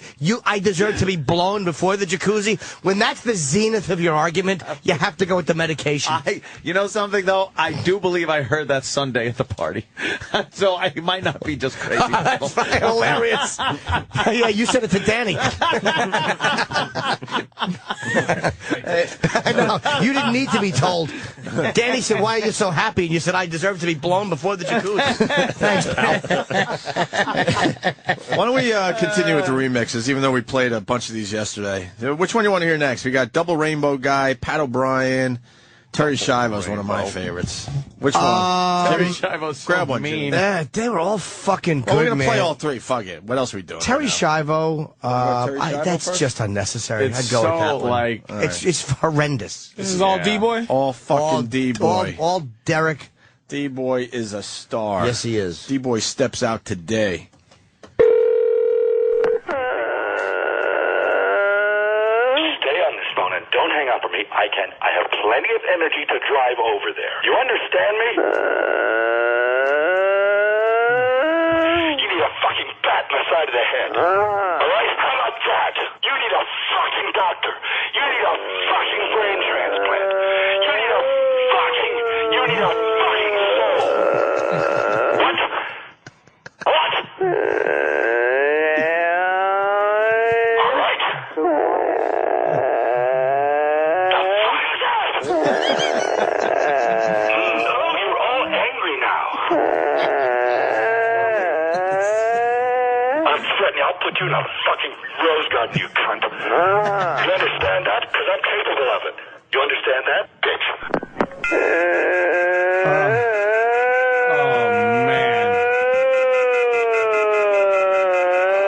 Holy That shit. is That's just so wrong. It's Completely fucking amazing. fucking though. wrong. It is It's amazing. Why is she on the phone anyway? Don't question it. Yeah, but why? No. Why that thing is great, but why was Terry Schiavo on the fucking phone in real my life? God, Jimmy, you're off the hook. Oh, literal Patrice. No. Meaning, what the fuck was that recording? Of her on a phone or something? No, it wasn't on a phone. It's just her. Okay. It was a recording of her in a hospital bed. He's giving you a look. They were deciding whether to pull the plug on I her. don't know what the fuck that was. Everything else has been on the phone. Why? I thought somebody was just talking to Terry Schiavo on the fucking phone. My head itches. Why is Terry Schiavo on the phone? No, that was a recording I made. swear. She was trying to find out movie times. Take your temperature. Why was she on the phone? Do you need sugar? I don't know. You need some orange juice? Oh, my God. Are we losing you? Hi. I thought that customer was service. Can I help you? Yes. I think if somebody is fucking talking to her No, on the phone. you're right. She was calling a bomb threat into an abortion clinic. So, Miss Shivo, do you think they should pull the plug on you or not? Oh, my God, Patrice. God bless you. That was a recording that was I blame made. that carrot cake motherfucker. You right. That was in the hospital when her family was trying to prove that she could communicate. Oh, Right. It ended when she hit the bottom left-hand corner of her iPhone, and the call cut out, and so did she. D-Boy is exploding with fucking. I'm thinking. I don't know where he's getting recordings from. It's amazing he called her. Why is Terry Schiavo on why does my line get replayed and not the fucking biggest miss ever? Fair enough. Yeah, I know. I'll take a second. That's right up there with the Jew who said, "Oh, look, these Germans are coming into Warsaw to help us redecorate." Are you embarrassed, Patrice? Are you You heating don't up care. a little bit? Not even a drop. But It is funny. I do now understand. That's why What an asshole. I'm like, I stink. Janine's got a suggestion for D-Boy. How about one with Red from Tube Bar? Oh, God, yeah. God damn it. Go. I'll cut Z's in your cheeks. We only, What? Yeah, we only trust D-Boy. Give D-Boy Yeah. the fucking red tapes. Yes. Janine gets full credit. Yes. All right. Hey, we got the line? All right, here we go. Holy shit. That is that's just so wrong. It's Completely fucking amazing. fucking though. wrong. It is So amazing. fucking Why is she on the phone anyway? Don't question it. Yeah, but why? No. Why that thing is great, but why was Terry Schiavo on the fucking phone in real my life? God, Jimmy, you're off the hook. Oh, literal Patrice. No. He goes, no. My brain would not accept it. You're like, no. My brain was not accepting that, was and I'm a like, phone call. I'm like, oh shit! To me, She knew that was a phone call. at some point in 19 whatever, where the fuck she was talking to somebody on the called. phone. That's Yeah. my brain. That I'm would have sorry. really removed the argument that she was a vegetable. Yeah. If she was making prank calls. He's calling, and they're still like, quick, pull the plug. Oh, hi Terry. Why don't we do Pat O'Brien now from D-Boy? Pat Another O'Brien. D-Boy creation. Yes, Mel Gibson and Pat O'Brien.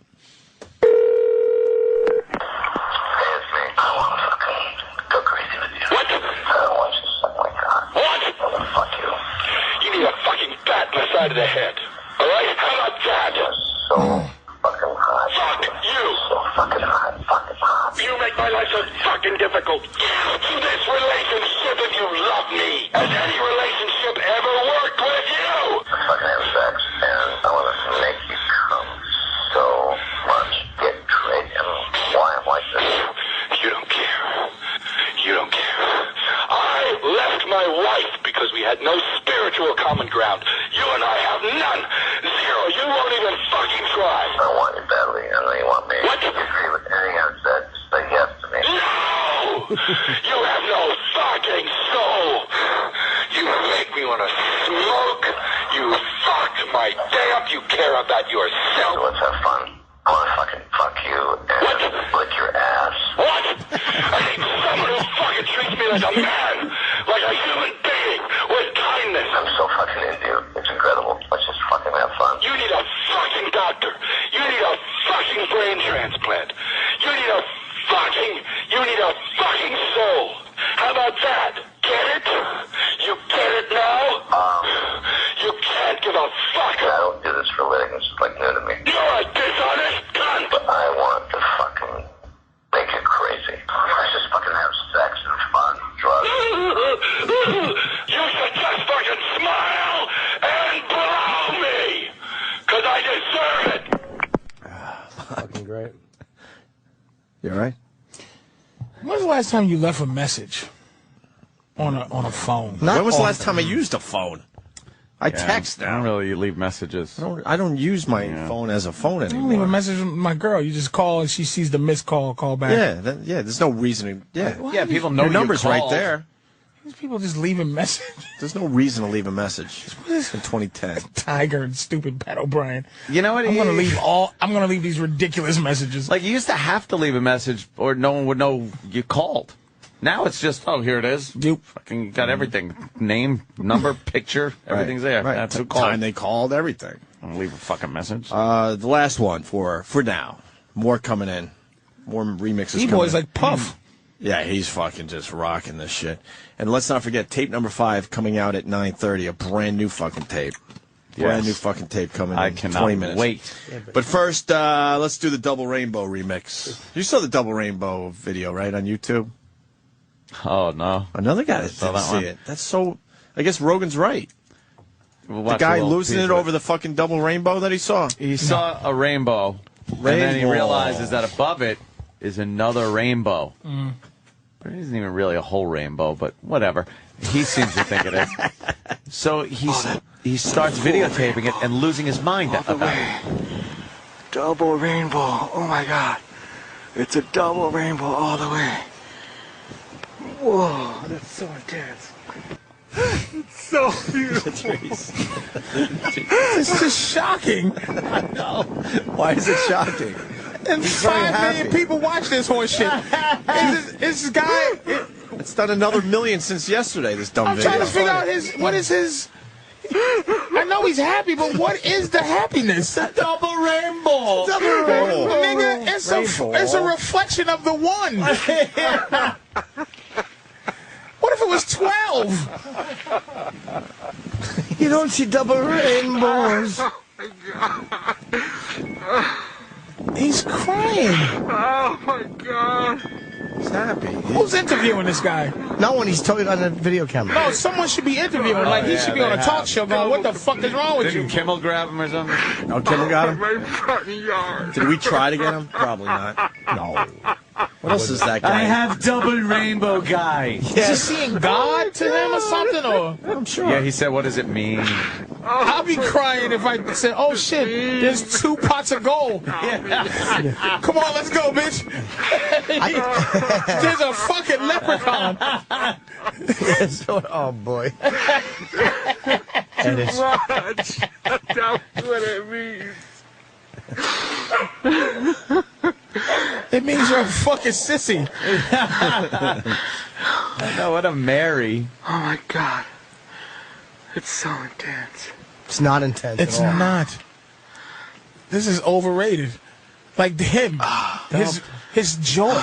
Double rainbow all the way. Oh, my God. I've seen rainbows in spilt water on the ground where you just, there you go. Yeah. They go in the colors. Sprinkler. Fucking When the idiot. sprinkler's going, you see a rainbow in it. Yeah. Like, oh, yeah, okay. Yeah. A nice But little to rainbow. see, on my I lawn. think the size of the double rainbow. Sprinkler rainbow. Double rainbow. The rainbow. I stick my middle finger at eclipses. You don't give a shit about any of that stuff. Here's to you, eclipse. Yeah, exactly. Suck a dick. The moon's in front of the sun. Eat my ass Fuck you, solar wind. What about a harvest moon? Are you into a harvest moon? No. Who you know when I see big moons, I go, niggas gonna be acting crazy. I'm staying in a fucking house. That's right. I did this to a fucking, I can't think of it. I wanted to say supernova, but I couldn't think of it, so I had to just do the motion twice. The Aurora Italian Borealis. Eat my balls, nigga. I don't give a fuck. Really? Fucking dumb. Nothing gets to you. No, like none of that shit because it exists. Unless I see a white man with a beard going, Patrice, oh shit. You're the man. You're true. All right, well, D-Boy did the Mel Gibson double rainbow. Double rainbow all the way across the sky. Fuck you! Get the fuck away from me! Oh, my God. What does this mean? Follow me! Alright? How about that, bitch? There you go, another remix. I'm gonna watch that rainbow thing again at the house. I'm gonna have to fucking watch it. And try to figure it out. Yeah, it is something you gotta watch a couple of times, like the other guy. I still love you. I watched that thing so many fucking times, and it got funnier every time. Which one? The one from Intervention. You've never seen that guy? Patrice, come on. I've seen a lot of things. I can't see all things. I didn't see it. That's true. Well, we did a lot with this guy one on our show. And play it 3 times in a row, Danny. Just 3 times in a row. It needs to be 3 times in a row? Yeah. Then you get the full impact. So what's the setup? A little intervention. The kid's opening up his heart to his dad there. I guess he used to be a boxing champion. Or some shit. Yeah. But No. Somewhere deep down in my heart, I still love you.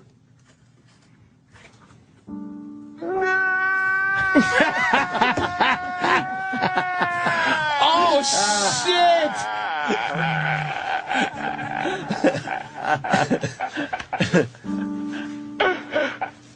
All right, do it again. You.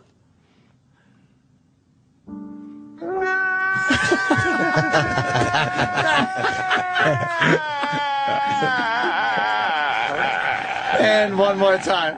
Oh, shit. I still love you.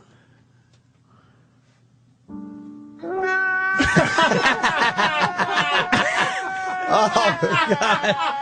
Oh, boy. Motherfucker is great.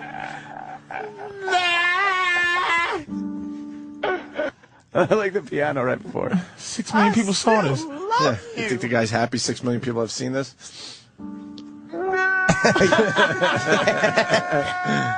You have to hope he can. You guys fantastic. How does it end again?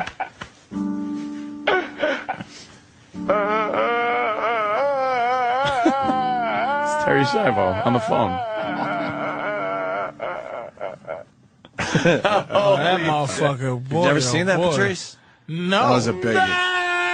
That one was a biggie. Oh, he fucking, and he was still trying to maintain his manness because he's like, trying to keep cool, and that shit just kind of rubbing his beard, kind of like, yeah, I get it, yeah. All right, Sons listen. of love. Let's go to break. It is just amazing. Another Mel Gibson tape. Minutes away. Hopefully we'll get it right away. You better get it quick because that stupid radar online. Yeah, that's where they're coming from. Shut down, boy. If you try to pull that shit up, everybody is on that site trying to get this Mel Gibson shit. It's very popular. Anthony, you know what? What the hell? One more. This is by Troy Kwan, actually. The metal song. You liked it, right? Troy Kwan? Troy Kwan came up with kind of a death metal thing here. Metal Mel, Smile and Blow Me. A song by Troy Kwan as we go to break.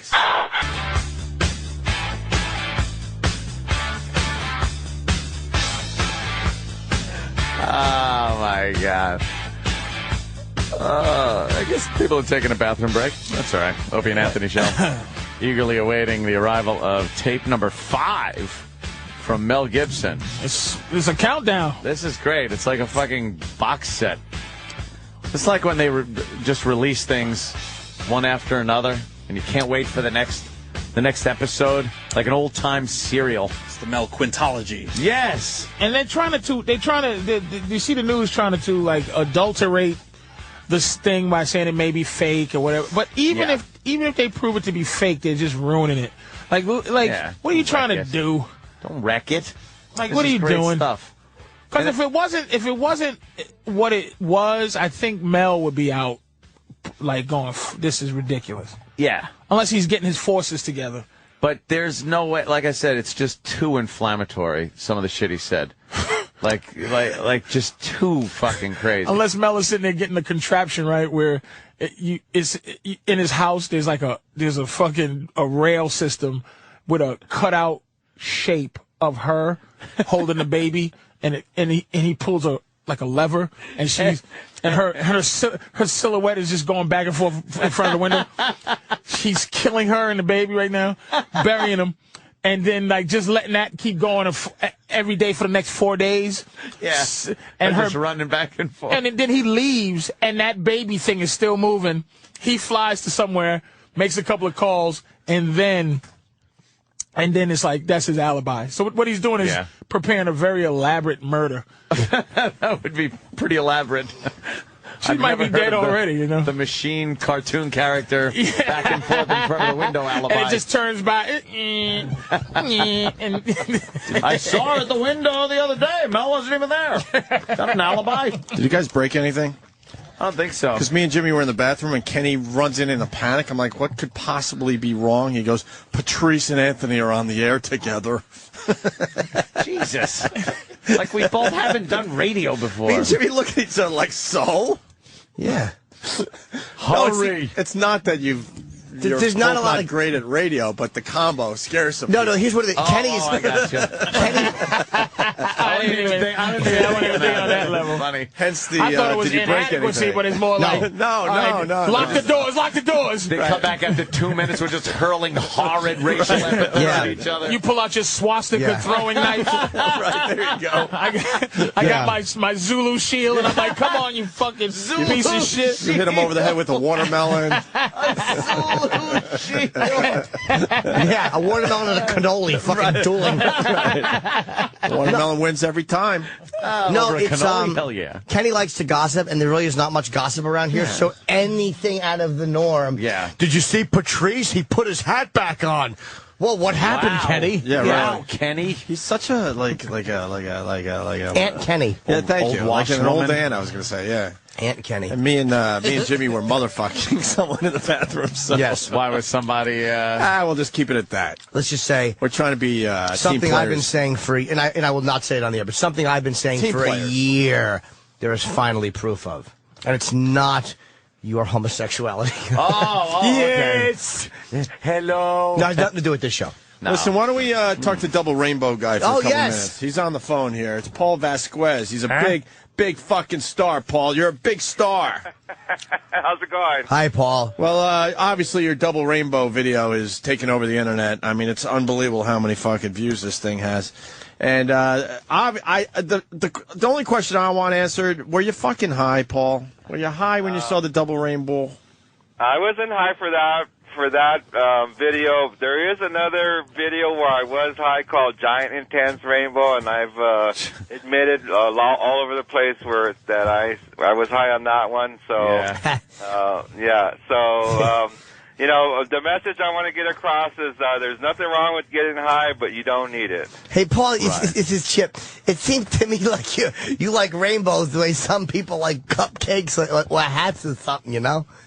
Yeah, that was in my front yard, you know, and rainbows come to me on a regular basis. I probably had 20 rainbows come to my front yard this year alone. Yep. Now, how many? You ever see like? Because you was about the double rainbow. You ever see like 400 or 500 in a row or something? Yeah, you know, I went up to Yosemite into Vernal Falls, and they were just all over the place, just like this last Saturday. Where's Jimmy going?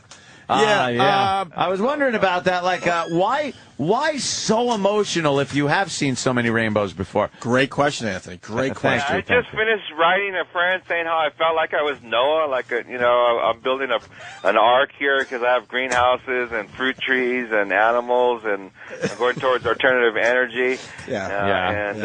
So you're kind of a nature. I go outside and it's like the double rainbow, and then it's a triple rainbow, and then that whole thing fills in like a complete disc of color, and it actually looks like a giant eye. And then I'm like, that looks like God's eye. So, you know what I was experiencing? That was the burning bush, like Moses. I was in the presence of God. Right. That's why I was so emotional. That's what God. So it felt like you were on some kind of hallowed ground, and you were there. Were you there? You were there alone? I was there by myself, yeah, and God had his eyeball on my ass. Now, Paul, something we should have stopped you. You said you've seen a lot of rainbows in your front yard. Are you being chosen? Are you the chosen one? So I believe so. For some reason, you know. What's it choosing you to do? Because what is it choosing you to do? Because the way you reacted. Like Moses, when the burning bush happened, he had a conversation and was like, okay, I'm going to free my people. What was, when you was just elated and happy, what was, it's telling you what? You're chosen to do what? I'm thinking that I'm supposed to tell people that they need to connect to spirit. You know, I think I'm like a pot smoking prophet. You know. What does this mean to you? 4, 8, 15, 16, 23, 42. Oh shit! Say that again. 4, 8, 15, 16, 23, 42. Nah, that doesn't mean anything special to me. Damn it! All right, you almost got your answer, Anthony. I know. There's something else. Is that your favorite lottery number? Yeah. Hoping with the eye of God and. Could you reenact? Seeing that rainbow for us, so we could go. That's the guy. Oh my God! Rainbow, full on, all the way across the sky. Have you heard the song that they made with the? The auto tune. Oh yeah, I've been hearing. Where's that, Danny? Over and over. That is pretty good. We're gonna have to. Yeah, I really like all that stuff. Yeah. Of course you did. Now, when you did this, could you ever imagine an internet sensation where you'd get millions of people watching this? God, what a great question! I always knew this was coming. Yeah. Oh, you did? Yeah. Oh, yeah. What do we got? There is we got somebody on the phone. Very, Paul. Yeah. So a big fan of yours. You know what? Another Paul on the line. Yeah, It's, Uncle Paul. Uncle Paul calling in. Uncle Paul, welcome to the Opie and Anthony Show. You got Double Rainbow Guy on the other line. Am I actually on the radio? Yes, you are, Paul. Uncle Paul. Hi, Paul. My name's Paul as well. How are you?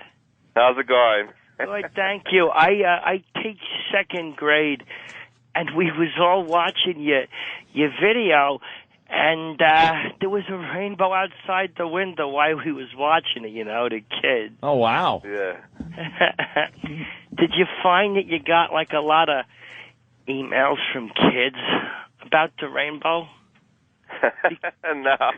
I get it's attracting people of all ages. Because the rainbow is something. So, what would you tell the kids about the rainbow if you could talk about it to them? Because I'm not done asking the question. It's just something to teach you about love, I would say. But were you saying, because I don't want the kids to get the wrong message, that you was doing some kind of to drugs? Because I know when you put certain things in their milk, they don't get up off the mat. You know what I'm saying? No, I wasn't. I wasn't done yet, Paul. You keep humiliating me. Who is this guy? Well, Paul, I mean, second grade. Yeah. I'm outside. I'm in Ronkonkoma, Long Island, and we was watching your video, the rainbow video, because the kids love the rainbows. But I'm trying to get some insight into why you made the video. Oh, that's a good question, Paul. Because it was there in my front yard, and I had my camera and my sitting there on my coffee table, and I'm a photographer. Oh. Oh, okay. Oh, I like taking pictures too. Do you take pictures of just rainbows or outside, or do you ever take pictures of little people or something? No, not like. Why are you laughing so much? Are you on drugs? No, I'm not on drugs. Okay, because you're laughing. It sounds a little strange. No, he's Uncle Paul's. He's a regular to our show, Paul. Yeah, sounds a little strange. Calls a lot. Yeah, he calls a lot. That was a great view. Where do you live? Yeah, where do you live, Paul? I live just outside Yosemite National Park. How far outside? Oh, about say 10 with it. miles Go ahead, by you talk. air. I was just asking a question, but you go right ahead and plow over me. Your time. Yeah, I tend to do that. Yeah, no, I know. It's all right. We don't all have courtesy and manners. I'm just trying to call in, but you can just embarrass me in front of everybody if you want. And I can probably do that, yeah. Well, Paul, let him finish his... Knock you down. Let him finish his question, Paul. I don't know why you got to threaten me. I'm just trying to be friendly. Have you ever photographed a whole lot of rainbows in a row before? What's the most you ever seen? Oh, when I went up to Vernal Falls last Saturday, there was just dozens and dozens. Did you take pictures and video of them all and stuff? Yeah, I did. I put them on my YouTube page. Oh, I ain't seen the page. We only seen the one rainbow video. It was very nice that you made it. Oh, man. There's dozens Sorry, of I rainbow wasn't videos. finished, Yeah, okay. I'll right just go ahead and talk over you. Yeah, I know. Who needs me to actually... Sometimes you mistake a semicolon for a period. Wow. What a bizarre creature that is. Well, are you high, Paul? Because he sounds pretty normal to us. Yeah. Really? Yeah. Wow. You guys have a weird sense of what normal is. Well, you know what? I call in once in a while because the kids like to hear it, and I don't like the salty language on the show, but it's an open forum for ideas and discussions, and we don't always have to obey the norms of society. Wow. Yeah, I guess so. Sounds like a strange character. Sometimes when you see that little face light up, you just realize they've never felt anything like that before. Wow. Yeah. That's really strange. Keep saying that. You're not really saying much, Paul. Well. Yeah, it's a strange character you got there. Yeah, I didn't mean to be disrespectful. I was weird vibe. Oh, go ahead. Sorry, I wasn't trying to make up. You go right ahead and keep the argument going. I just wanted to know why, you're being very confrontational to me, and I happen to like your video very much.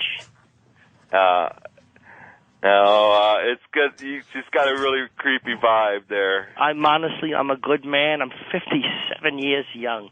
I like to get out there and live life to the fullest, and we loved your video. It was charming, and your exuberance was very, very catchy. All the little guys was going crazy. Oh, I'm glad you liked the video. I liked it a lot. Yeah. Yeah. Sounds great. Well, Hey, do you worry about those geysers that they saying? Who the hell is this? Sorry. Patrice Sorry. O'Neill. I don't like anybody. He's got a girl's name. Sorry. Patrice is a very funny comedian, Uncle Paul. He's a black comedian. Sorry, man. He's a what? He's a black comedian. Oh, okay. Just say comedian. Sorry, Uncle Paul. Listen, I just wanted to ask this guy a quick question. I want to ask Paul a question, if you don't mind. What? I just wanted to ask him, is he worried about the geysers and stuff they're talking about over at Yellowstone? The big explosions. Oh, the big lava fields underneath the... My daughter's actually working in Yellowstone right now. But maybe that's some kind maybe that's some kind of warning, though. Maybe you saw the warning. Maybe you got to get the word out that people got to get the hell out of that area. Yeah. It's about to blow. Yeah, I don't know about that. Yeah. I think everything's going to be fine as long as my daughter's working there. Oh, yeah? How old are you? Yeah. How old a guy are you? I'm 47. Oh, you're only 10 years my junior. I'm 57 years young. Oh, wow. How old you do? I got kids I'm estranged from due to false accusations. How about you? How old are your kids? My daughter's 23 and my son's 21.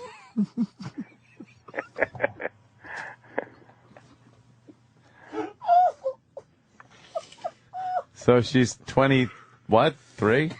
23, yeah. Oh, and already has a good career there, I guess, huh?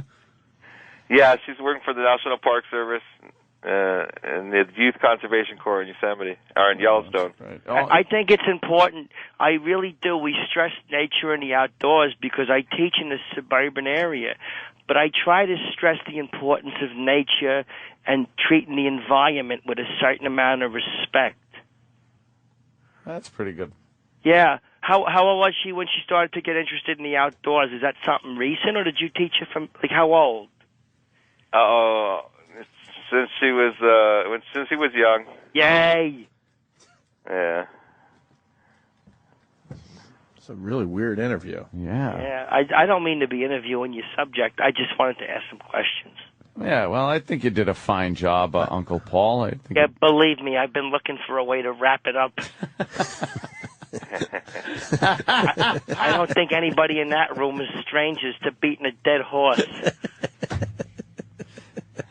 Sometimes, Paul, people on this show just talk till the electricity runs out.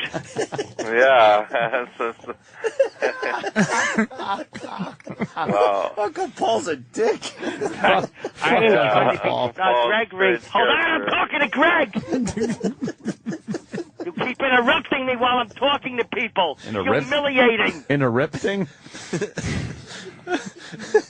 Yes, Uncle Did you Paul. notice? Why was Terry Schiavo on the phone?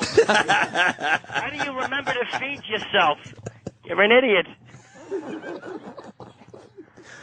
All right, well. All right. Uncle Paul. Always leave them wishing you had left 45 minutes ago. All right, Uncle Paul. Thank you, Uncle Paul. There, all right, Paul Vasquez. Paul Vasquez, yes. Very impressed by your double rainbow video. Almost a triple rainbow. Almost triple rainbow all the way. And it's something to do with God, you're saying, right? Yeah, it was God's eye looking at him. I would think so. Yeah,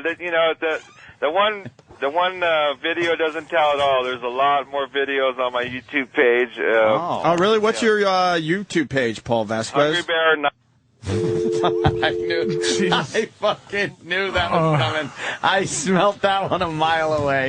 He was actually a nice guy, though. Yeah, was he? I like Paul he gets Vasquez. a little emotional. What's his YouTube page? Let's plug him. Don't worry about it. Yeah, It's doing quite well. I know. I'm saying on its let's plug him. Like it's got 5 million views. Right, since on the 7 one this video. morning. Gotta buy a faggot. Right. Hey, Jimmy, while you were, I don't know where you went. You were in the bathroom or something. Mel Gibson's tape number 5 came into the studio. Yes! I don't know if it's going to play because Sam was all excited running it in, and Daddy decided he had to slap it out of his hand. So I don't know if this is even going to play at this point. But I just meant to do it for fun. I didn't realize it was going to be so explosively loud. It really did come apart. If you listen to the replay during the Uncle Paul phone call, you might hear a CD being smashed in the background. All right. What? What happened? No, nothing. Okay.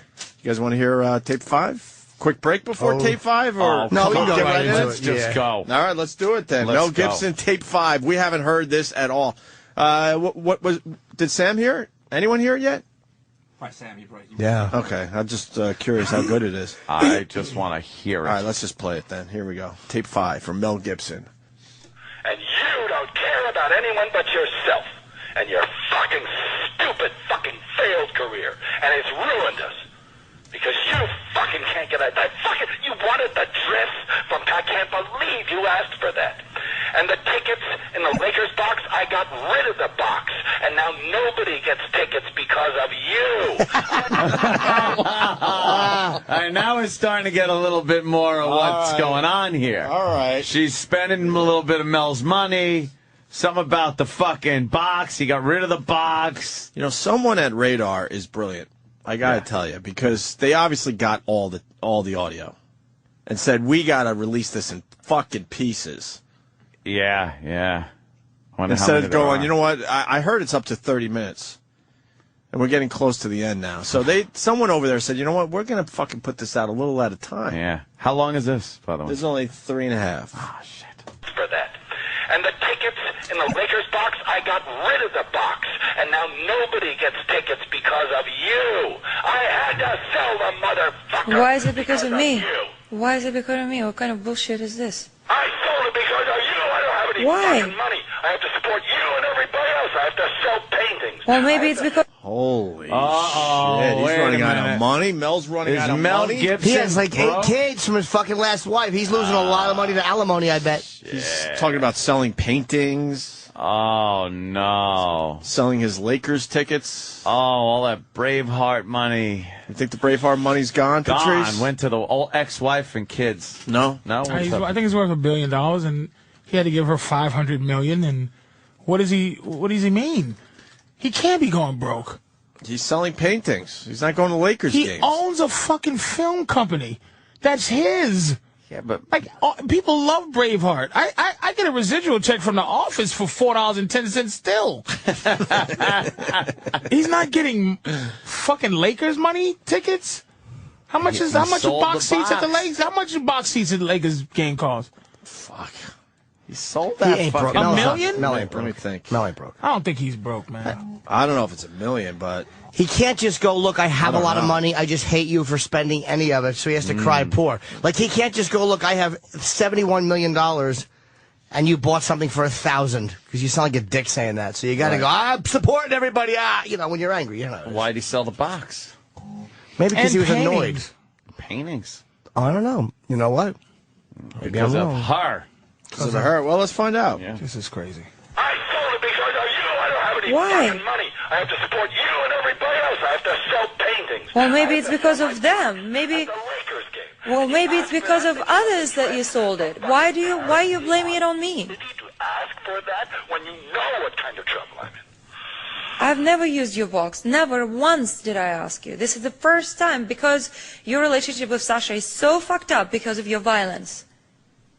I was trying to make amends between you and him, not make amends, be a diplomat between you and him. I tell you that the box is gone because of you. Not because of me, because you have to feed an army. Why is it because of me? What kind of bullshit is I this? spent too much goddamn money on you. And my wife knows it's you.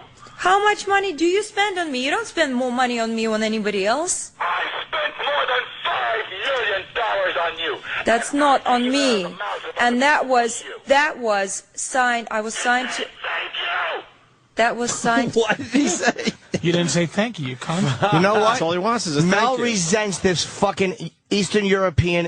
You could tell this bitch is emotionless. She doesn't say thank you when he gets her. He'll probably get her a $30,000 ring, and oh, it's so pretty. But she doesn't just go, hey, man, you really are helping me out. Thank you. Wow. Because she has a kid, by the way, I believe, with Timothy Dalton, who played Bond. Mm-hmm. So she's used to guys with money and fame doing stuff. Mel is not new for her. Did she go from Timothy Dalton to Mel? To Mel? I believe so. But she's a star fucker, I think, but she's not so much of a star fucker that she's never been around celebrities before. You know what I mean? So she's probably a little bit more fucking good at the game than even Mel is, because he's fucking just married all those years and left his wife for her. Wow. This sounds old, too, because he's still talking as if he's still around the wife. This might not be. This might not be yesterday. Well, this shit might be fucking. One of the tapes he said, that's why he left his wife. So. No, he never said that. No, in one he of the didn't other say tapes he left. did. He said he didn't say he left him. Yeah. He said he left her because she had no spiritual connection. But he didn't say, "Oh, I left because of you."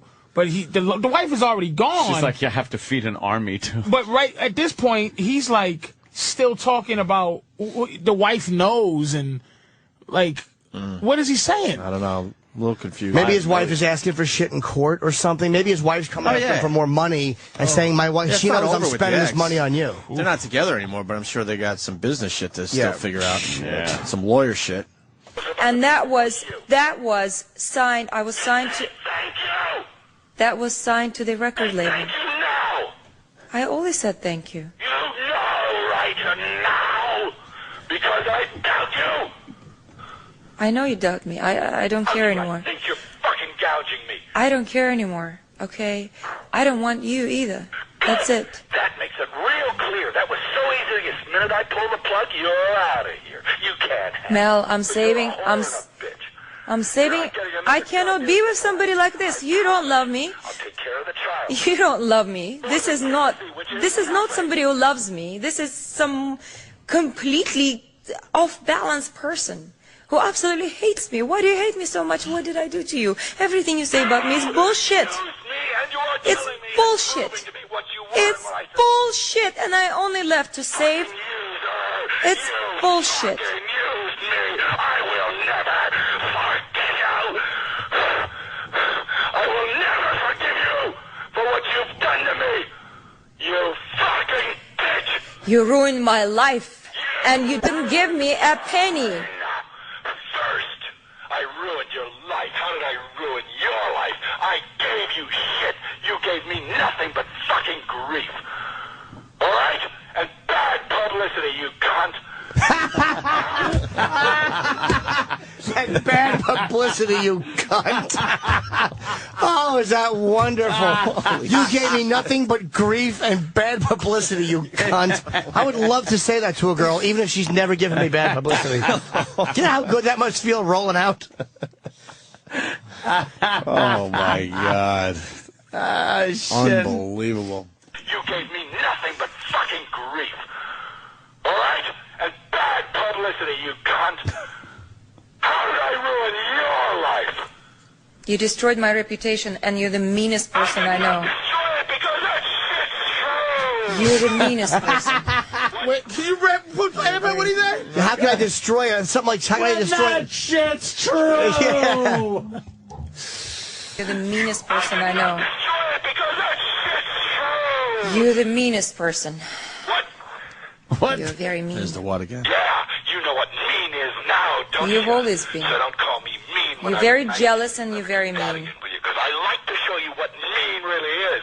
Bitch, cunt, whore, gold digger. All true. You fucking proved it to me. If you're ever interested in proving otherwise, let me know. If you don't care, I know you know what you are too. Look at yourself and look what you've done. Look what you've fucking done. Look at your son. He's a fucking mess. You fucking excuse for a mother. You're a fucking bitch. You're the worst father I ever met. Goodbye. That one got to her. Wow. That detached He got cunt, it there. that fucking cold as ice fucking bitch, goading him into saying stuff he was going to say anyway. Yeah. That got to saying her. that her son was fucked up. Why do you want to hang up the phone when you got Mel on a roll? Yeah. Because fucking Mel is actually starting to say stuff that makes sense. I gave you, spent $5 million on you. You're a mess for a mother. Your son's a mess. That shit she didn't want recorded. Gold digger, cunt whore. Gold digger, cunt whore. All the mean stuff that made Mel look bad, she wants. But now that he's gone into this area, where even though he's being a prick, she probably knows he's going to start spitting out details of her son. Yeah. Whatever's wrong with him. You excuse for a mother. Your son. So she gets off the phone so she can fucking reload again and then record him again. She stopped the direction. Yeah. Why would you hang up? Why would you fucking get off the phone? That was going to get a lot uglier. Yeah. Cunt. And you know what? Maybe there was another phone call that now all of a sudden she doesn't record that one because he goes into that. Or she area. records it and doesn't release it or whatever. Sure. But that's as far as you got into her other personal life. Wow. Fuck her, man. Fuck her. That looks bad. That point Mel. Yeah. That looks bad for her. Point Mel. But he is batting a 1. He's still. And that was just a single. It wasn't even a double. Not even a real single, a bloop single. Dude, it was a single because the infield shifted. It wasn't even a real. Exactly. Wasn't even an impressive single. Punching it through, you know. But she is obviously a fucking cunt. Wow. Look at her dumb face. Can I see her face, Danny? When did they meet? How long were they together? Oh, look at her stupid doll face. It seems like they only been together about a year, maybe a year and a half, right? No, come on. Couple years? 3 years. 3 years? 3 years? Yeah, That's 3 years already? Because it took a minute for them to get her pregnant. You know, I mean, it takes a minute to go to that level. Mm-hmm. There she is with Timothy Dalton. 3 years though, you sure? And there she is with Mel. This is an incestuous business. She's setting up to go to fucking whoever the next guy, Bruckheimer, if he's not married. Yeah. Like, whatever, you know, whoever is fucking the next guy, because she is uppering, because Timothy Dalton, Mel Gibson, and she likes white guys, so, you know, what's the next old white guy she could just fucking smash in the balls? Yeah. So she's going to go. Some producer, got to be a producer, money man. Well, now she's tainted, though, so You think she's going to go She's real not old tainted, now. because she's adulterated. They passed them around. They girls like that, your boy go, but here's where she might fuck up, is Mel goes, I'm not with, people go, hey, you still with Mel, you still with that hot, Osaka, whatever her name, Oksana? And he's like, nah, I'm not with her. And then he goes, oh, she's a good girl, though. Now he's like, watch her, man. She'll still get thing, but now it's like, come on. She recorded and released his stuff.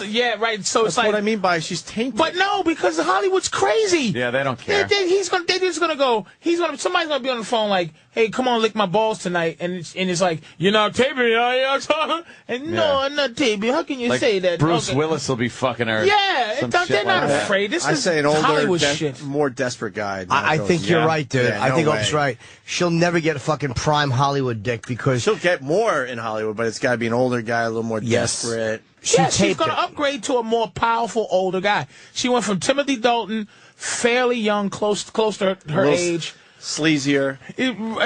Not sleazier guy. And be honest, no career left. So she got rid of him. Yeah.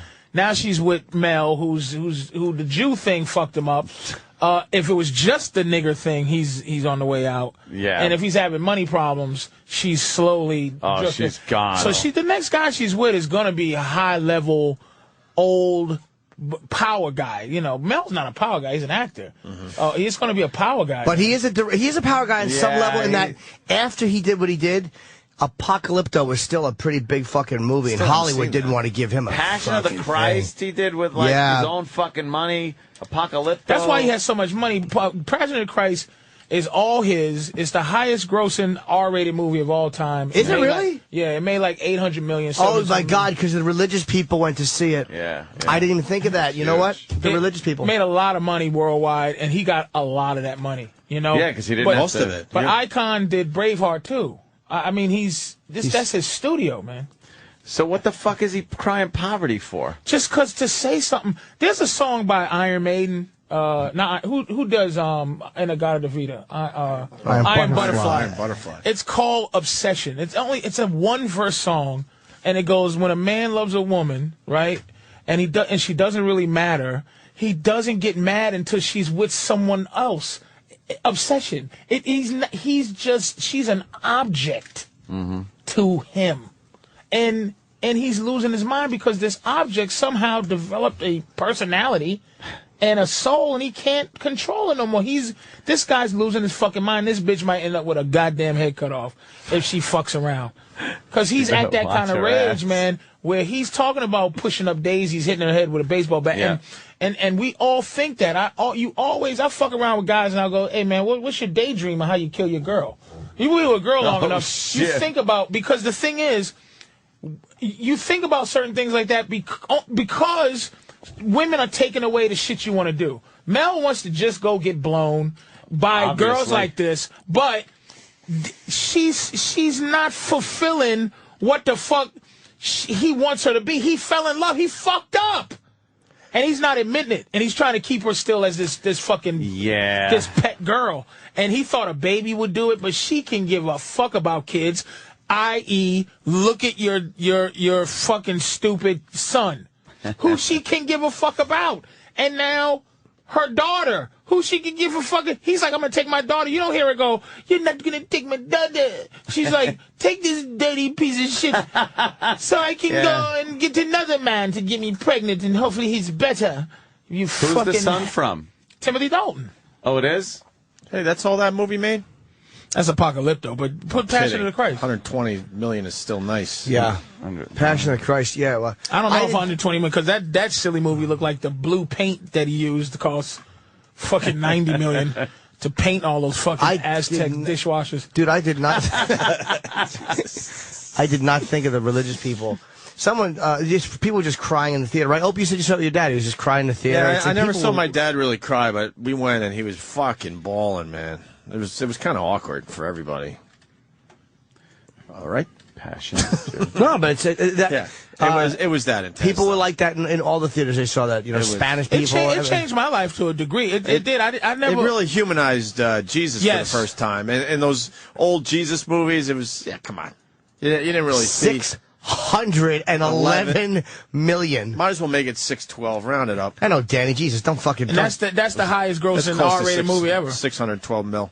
When I saw the movie, it really, I believed in Jesus, but not the whole, I was just like, man, gee, what is this thing where I got to talk to this guy to get to God? What is this? This is a middleman. But what it did was, it did say that, to me, as a human, he took a beating. Yeah. He took a historical ass whooping based on faith. You know what I mean? So even if he's not the son of God, he's a dude that should be recognized as a guy who thinks that he was doing a favor for the whole world. I wouldn't take a hard pinch for any of you, and I mean any of you out there ever. Like if they say, believe in God, Patrice? Yeah, I do. And then they fucking just pinch my nipple as hard as they could. Now what? No. Yeah. And I would look at God like, come on, you got to understand. I don't want to get fucking beat to death. I just think like it was so long ago that I don't even know if that shit ever fucking even happened. If there even was a guy. I think he's been documented so many times. I think historically he just exists. There was a guy. And Muslims believe in him too. A guy. They don't believe him to be the Messiah, but they believe in him to be a prophet, I believe. A prophet and a figure. Do they? Yeah. All religions acknowledge him. Yeah, that's what I'm saying. Everybody who fucking can give a shit about each other's religion acknowledges Jesus as a figure in there somewhere. Acknowledges fucking Popeye, too. Jesus, man. Did you just say Popeye and Jesus? Yeah. Popeye. Yeah. Don't nail me feet. Oh boy, these Jews gonna sell you out quickly. That's when I was carrying you. Oh no! I ain't going there. There you go, Patrice. Come on, sit back down. Sit back down. I'm not fucking with Jesus. Crown of thorns. Crown of thorns gets curtain me heads. Hey, if I could only get to my spinach through these nails. Popeye, what do you want, Magdalene? It's Olive Magdalene. Oh no, Barabbas is trying to fuck Mary. Oh shit! Jesus! It's Pontius Brutus. Brutus, Brutus, Pontius Brutus, It's Brutai. I'll gladly pay you Tuesday for a Last Supper today. Now, Whipsky. I just got a weird headache. I'm sorry, God. You got instant feedback in front of you? I can't do the voice, Ed. You got to do Josh's line from Massachusetts. Oh, my God. Ate my spinach to carry the cross up the hill. Fuck. I've never wanted to be able to do Popeye as badly as I do right now. Anthony does both Popeyes, the happy Popeye and the other one. Oh, there's the scuffy yup. Then the ones that talks like this. Their nails get me to the cross. I'm gonna get myself scuffed here. You two crooks can hang. Oh. Well, blow me down. Well, take me down. Get it? Because I'm up here. I am what I am on account of I eats me spinach. This is an old, like, real Popeye. That doesn't even sound like the Popeye. Oh, I'm Popeye the Sailor Man. Popeye the Sailor Man.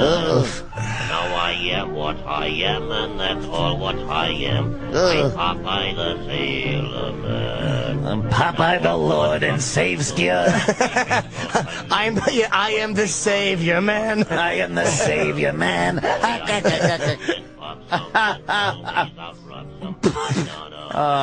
Did we go there? Oh, you go. People believe in Popeye too. Where did that come from? Popeye Christ. I'm the son of God. You Jews really fucked up. The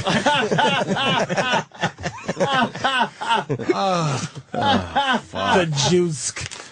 The Jews. I hate those Jews. I think Coke Logic's got a busy weekend ahead of him. Coke Logic. If something needs to be animated, that's the one right there.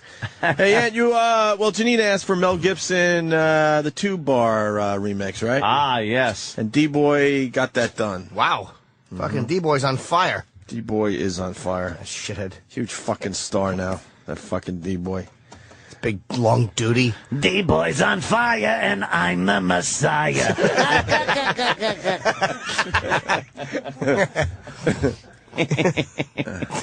I am what I am, which is the son of God, you heebs. Oh, look, I'm walkskin on water. I'm walkskin on water. Oh, shit. I'll gladly pay you Tuesday for fish and wine today. Eats my bodies. Eats my bodies, drinks my bloods.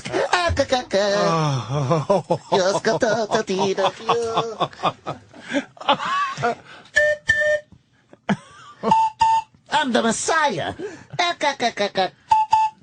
I'm blowing through me hands. Stealing from Sam's Kinderskin. That's an old Sam Kinderskin joke. Wow. Oh, Jesus, I can't. What's wrong, You always think, if you want to go, Jesus has to have a sense of humor. He knows it exists. He invented it. Yeah, come he came on, up man. with it. Just don't. But Jesus must be going, okay, enough, Aunt. with the whistles in the hands. Did that happen? A woman in Utah just saw my face in a Dorito. It's on eBay for $6 million. That's great.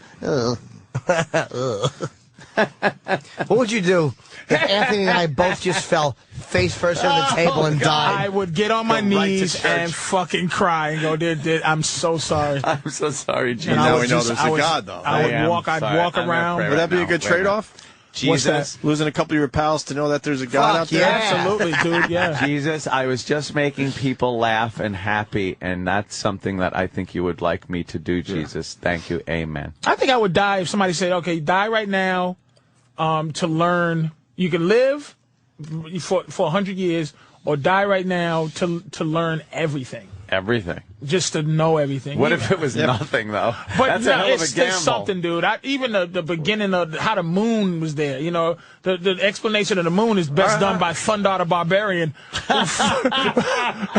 It's why the moon is there. It's like, you know. Yeah, good question. But after you learn it, then what happens? You're dead. You can't do you share remember it? No, you spiritually know it. Like, you're done. You're dead. Yeah. But you can, but you spiritually, die. do you move on? No, you're just in heaven going fuck. So or like, where you are going fuck. Is it you learn everything about the earth and the universe, and then you turn off like a computer? Is there other aliens? Is there other things? I got all that, but do you turn off like a computer? You're just dead darkness. already. Just darkness. Nothing. I don't know. I don't know. Well, then I hope there's question. a fucking comfortable chair up there. I'm saying, why do you need to learn can't be everything on if all of a Earth sudden it's going to be like turning off a computer? Just to know it. I mean, shit. I don't know. But then when the computer goes off, you don't know shit.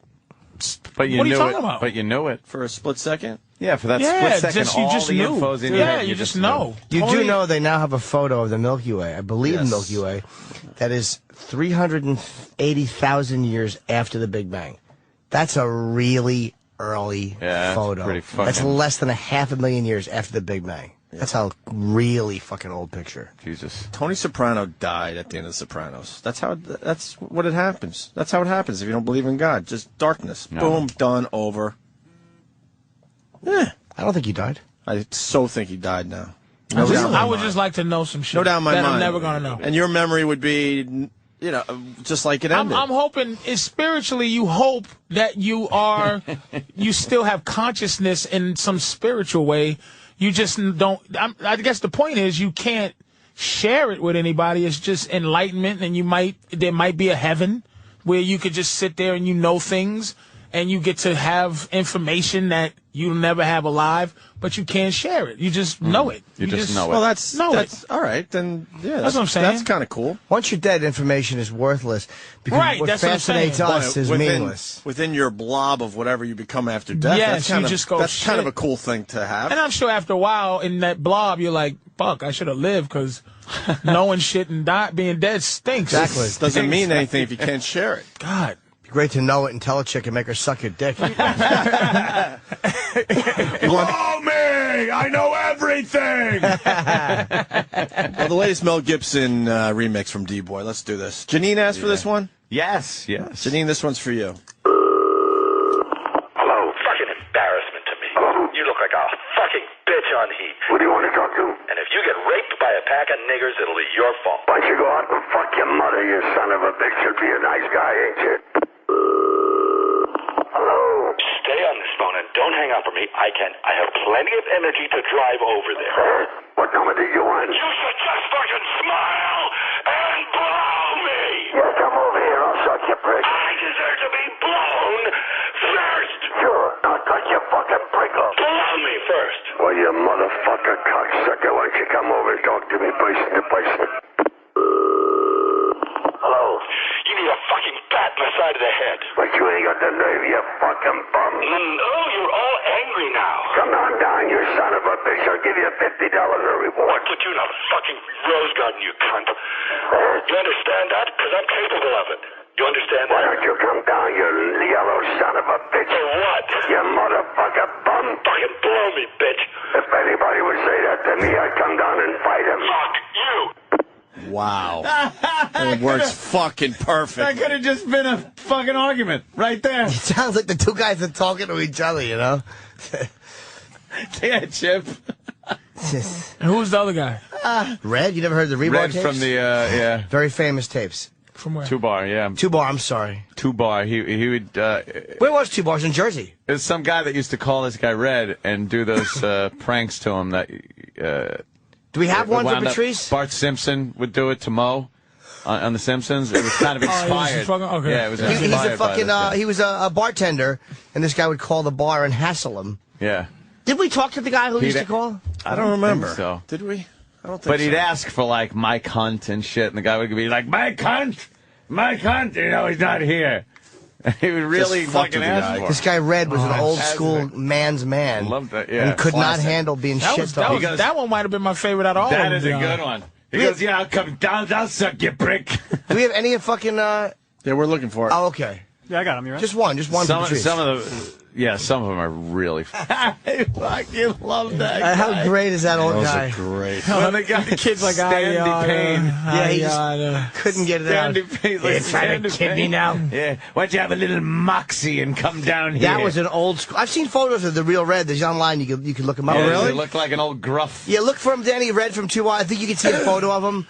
Because after the tapes, his family probably realized who it was. He was saying shit like, I'll cut Z's in your cheeks. And he was going, I'll open your belly, you're yellow, you're yellow. you're He was yellow. old school, man. You're yellow.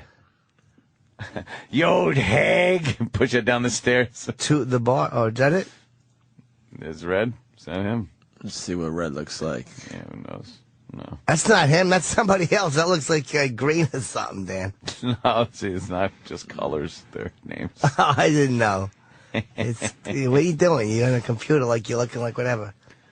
No, it's hard to find them. Everyone's trying to claim their Red. Oh, are there really too many photos? I've seen photos Well, of Red from 2 Bar. I never did. Danny's good at this. Yeah. We'll find one that might be the guy. He just seems like one of those old Marine types or something. Oh, Danny? Yeah. Yeah, exactly. Yeah, sure. Why, I've cut Z's in your cheeks. I know. You know how much it was sucked up a Z? Cut in your cheek. Oh, that's like the mark of the squealer. Come down, I'll give you the mark of the squealer. Yeah. God damn. A nice little skirt on her, huh? Yeah. Is she the Ron and Fez intern? Yeah. Is she new girl? You know, she actually... No. She, every Thursday, has a show here on Sirius at 4 o'clock. Oh, no, does wait, she? that's me, and it's on today. Oh. On Raw Dog. Who's your guest this week? Bob Kelly and Morgan Murphy. Morgan's very funny. They're saying that's Red. I think that's actually him. That's a black and white like picture. Red. That goes looks way like back. Red. His pants are pulled up like fucking, look at that. That's like a man's Fred man. Mertz. He's got the Fred Mertz. You know what he pants. is? He's a guy. Yeah. That's a guy who would fucking just take big, thick, kielbasi shits. He never cared what his balls smelled like. Fucking wiry pubes. My balls smell fine. He didn't care. He'd cut the grass and expect his wife to suck his dick after. Wiry pubes. Oh, man. Patrice, what do you got going on? We're actually, it's going to amaze some people, but believe it or not, we're into Ron and Fez time. Oh, no. So we're going to take a lot We of didn't breaks take today. a lot of breaks, yeah. So we're way the fuck behind. Are you? Yeah. We gotta read You'll some. We see. gotta read some stuff.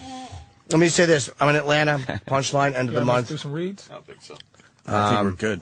29, 30, 31 of July. I'll be at the Atlanta Punchline. Ooh. I go to Montreal this week. I'm in Miami next week, I think. Yeah? Improv, yeah, I think. My Jimmy. Where do we go? Big Mama Prods? You'll let the people know? Yeah. All right. Oh, yeah. Oh, yeah. Oh, yeah. What a show. Jesus Christ. Yeah. That flew by today. Yep. I think we did pretty good considering there was 3 cakes here. Oh, yeah. No We had a couple fucking, bites. I had a teeny sliver of the other, and that was it. No That more. fucking carrot cake was calling me. I just was Good. Yeah, it's good, but it was deathly tasty. Why is good It's shit? not worth hard it. to Why stay shit away. bad for you always? It just Doesn't make always sense. does. Who the fuck came up with that? They But can't why come up isn't with fucking one. broccoli delicious. I just want to know. They Why? can't come up with one fucking thing that is really good for you and tastes fantastic. the closest Pussy. the closest they have Yes. is Patrice at the Miami Improv. Oh, Friday, July 23rd, Saturday, July 24th, Next Friday. Sunday, July 25th. Next Friday, Saturday. Friday, July 30th through Sunday, August 1st. He'll be at the Cleveland Improv. Oh, shit. For all you Cleveland fans. I know you have a big following out in Cleveland. Cum is full of protein. LeBron's. Jesus, I'm in both. Wow, I'm in both Yeah, cities. you're doing fucking LeBron's. Damn, that's weird timing. You gotta do some jokes when you're in Miami about, hey, I'm here to play for the Heat. That's fucked up. LeBron's new fucking hometown and his old hometown, back to back. And the belly to belly. Let's get the fuck out of here. All right. Ron and Fez up after, I don't know, a break, then some Monet stuff, and then finally Ron and Fez live at 11. Stay there.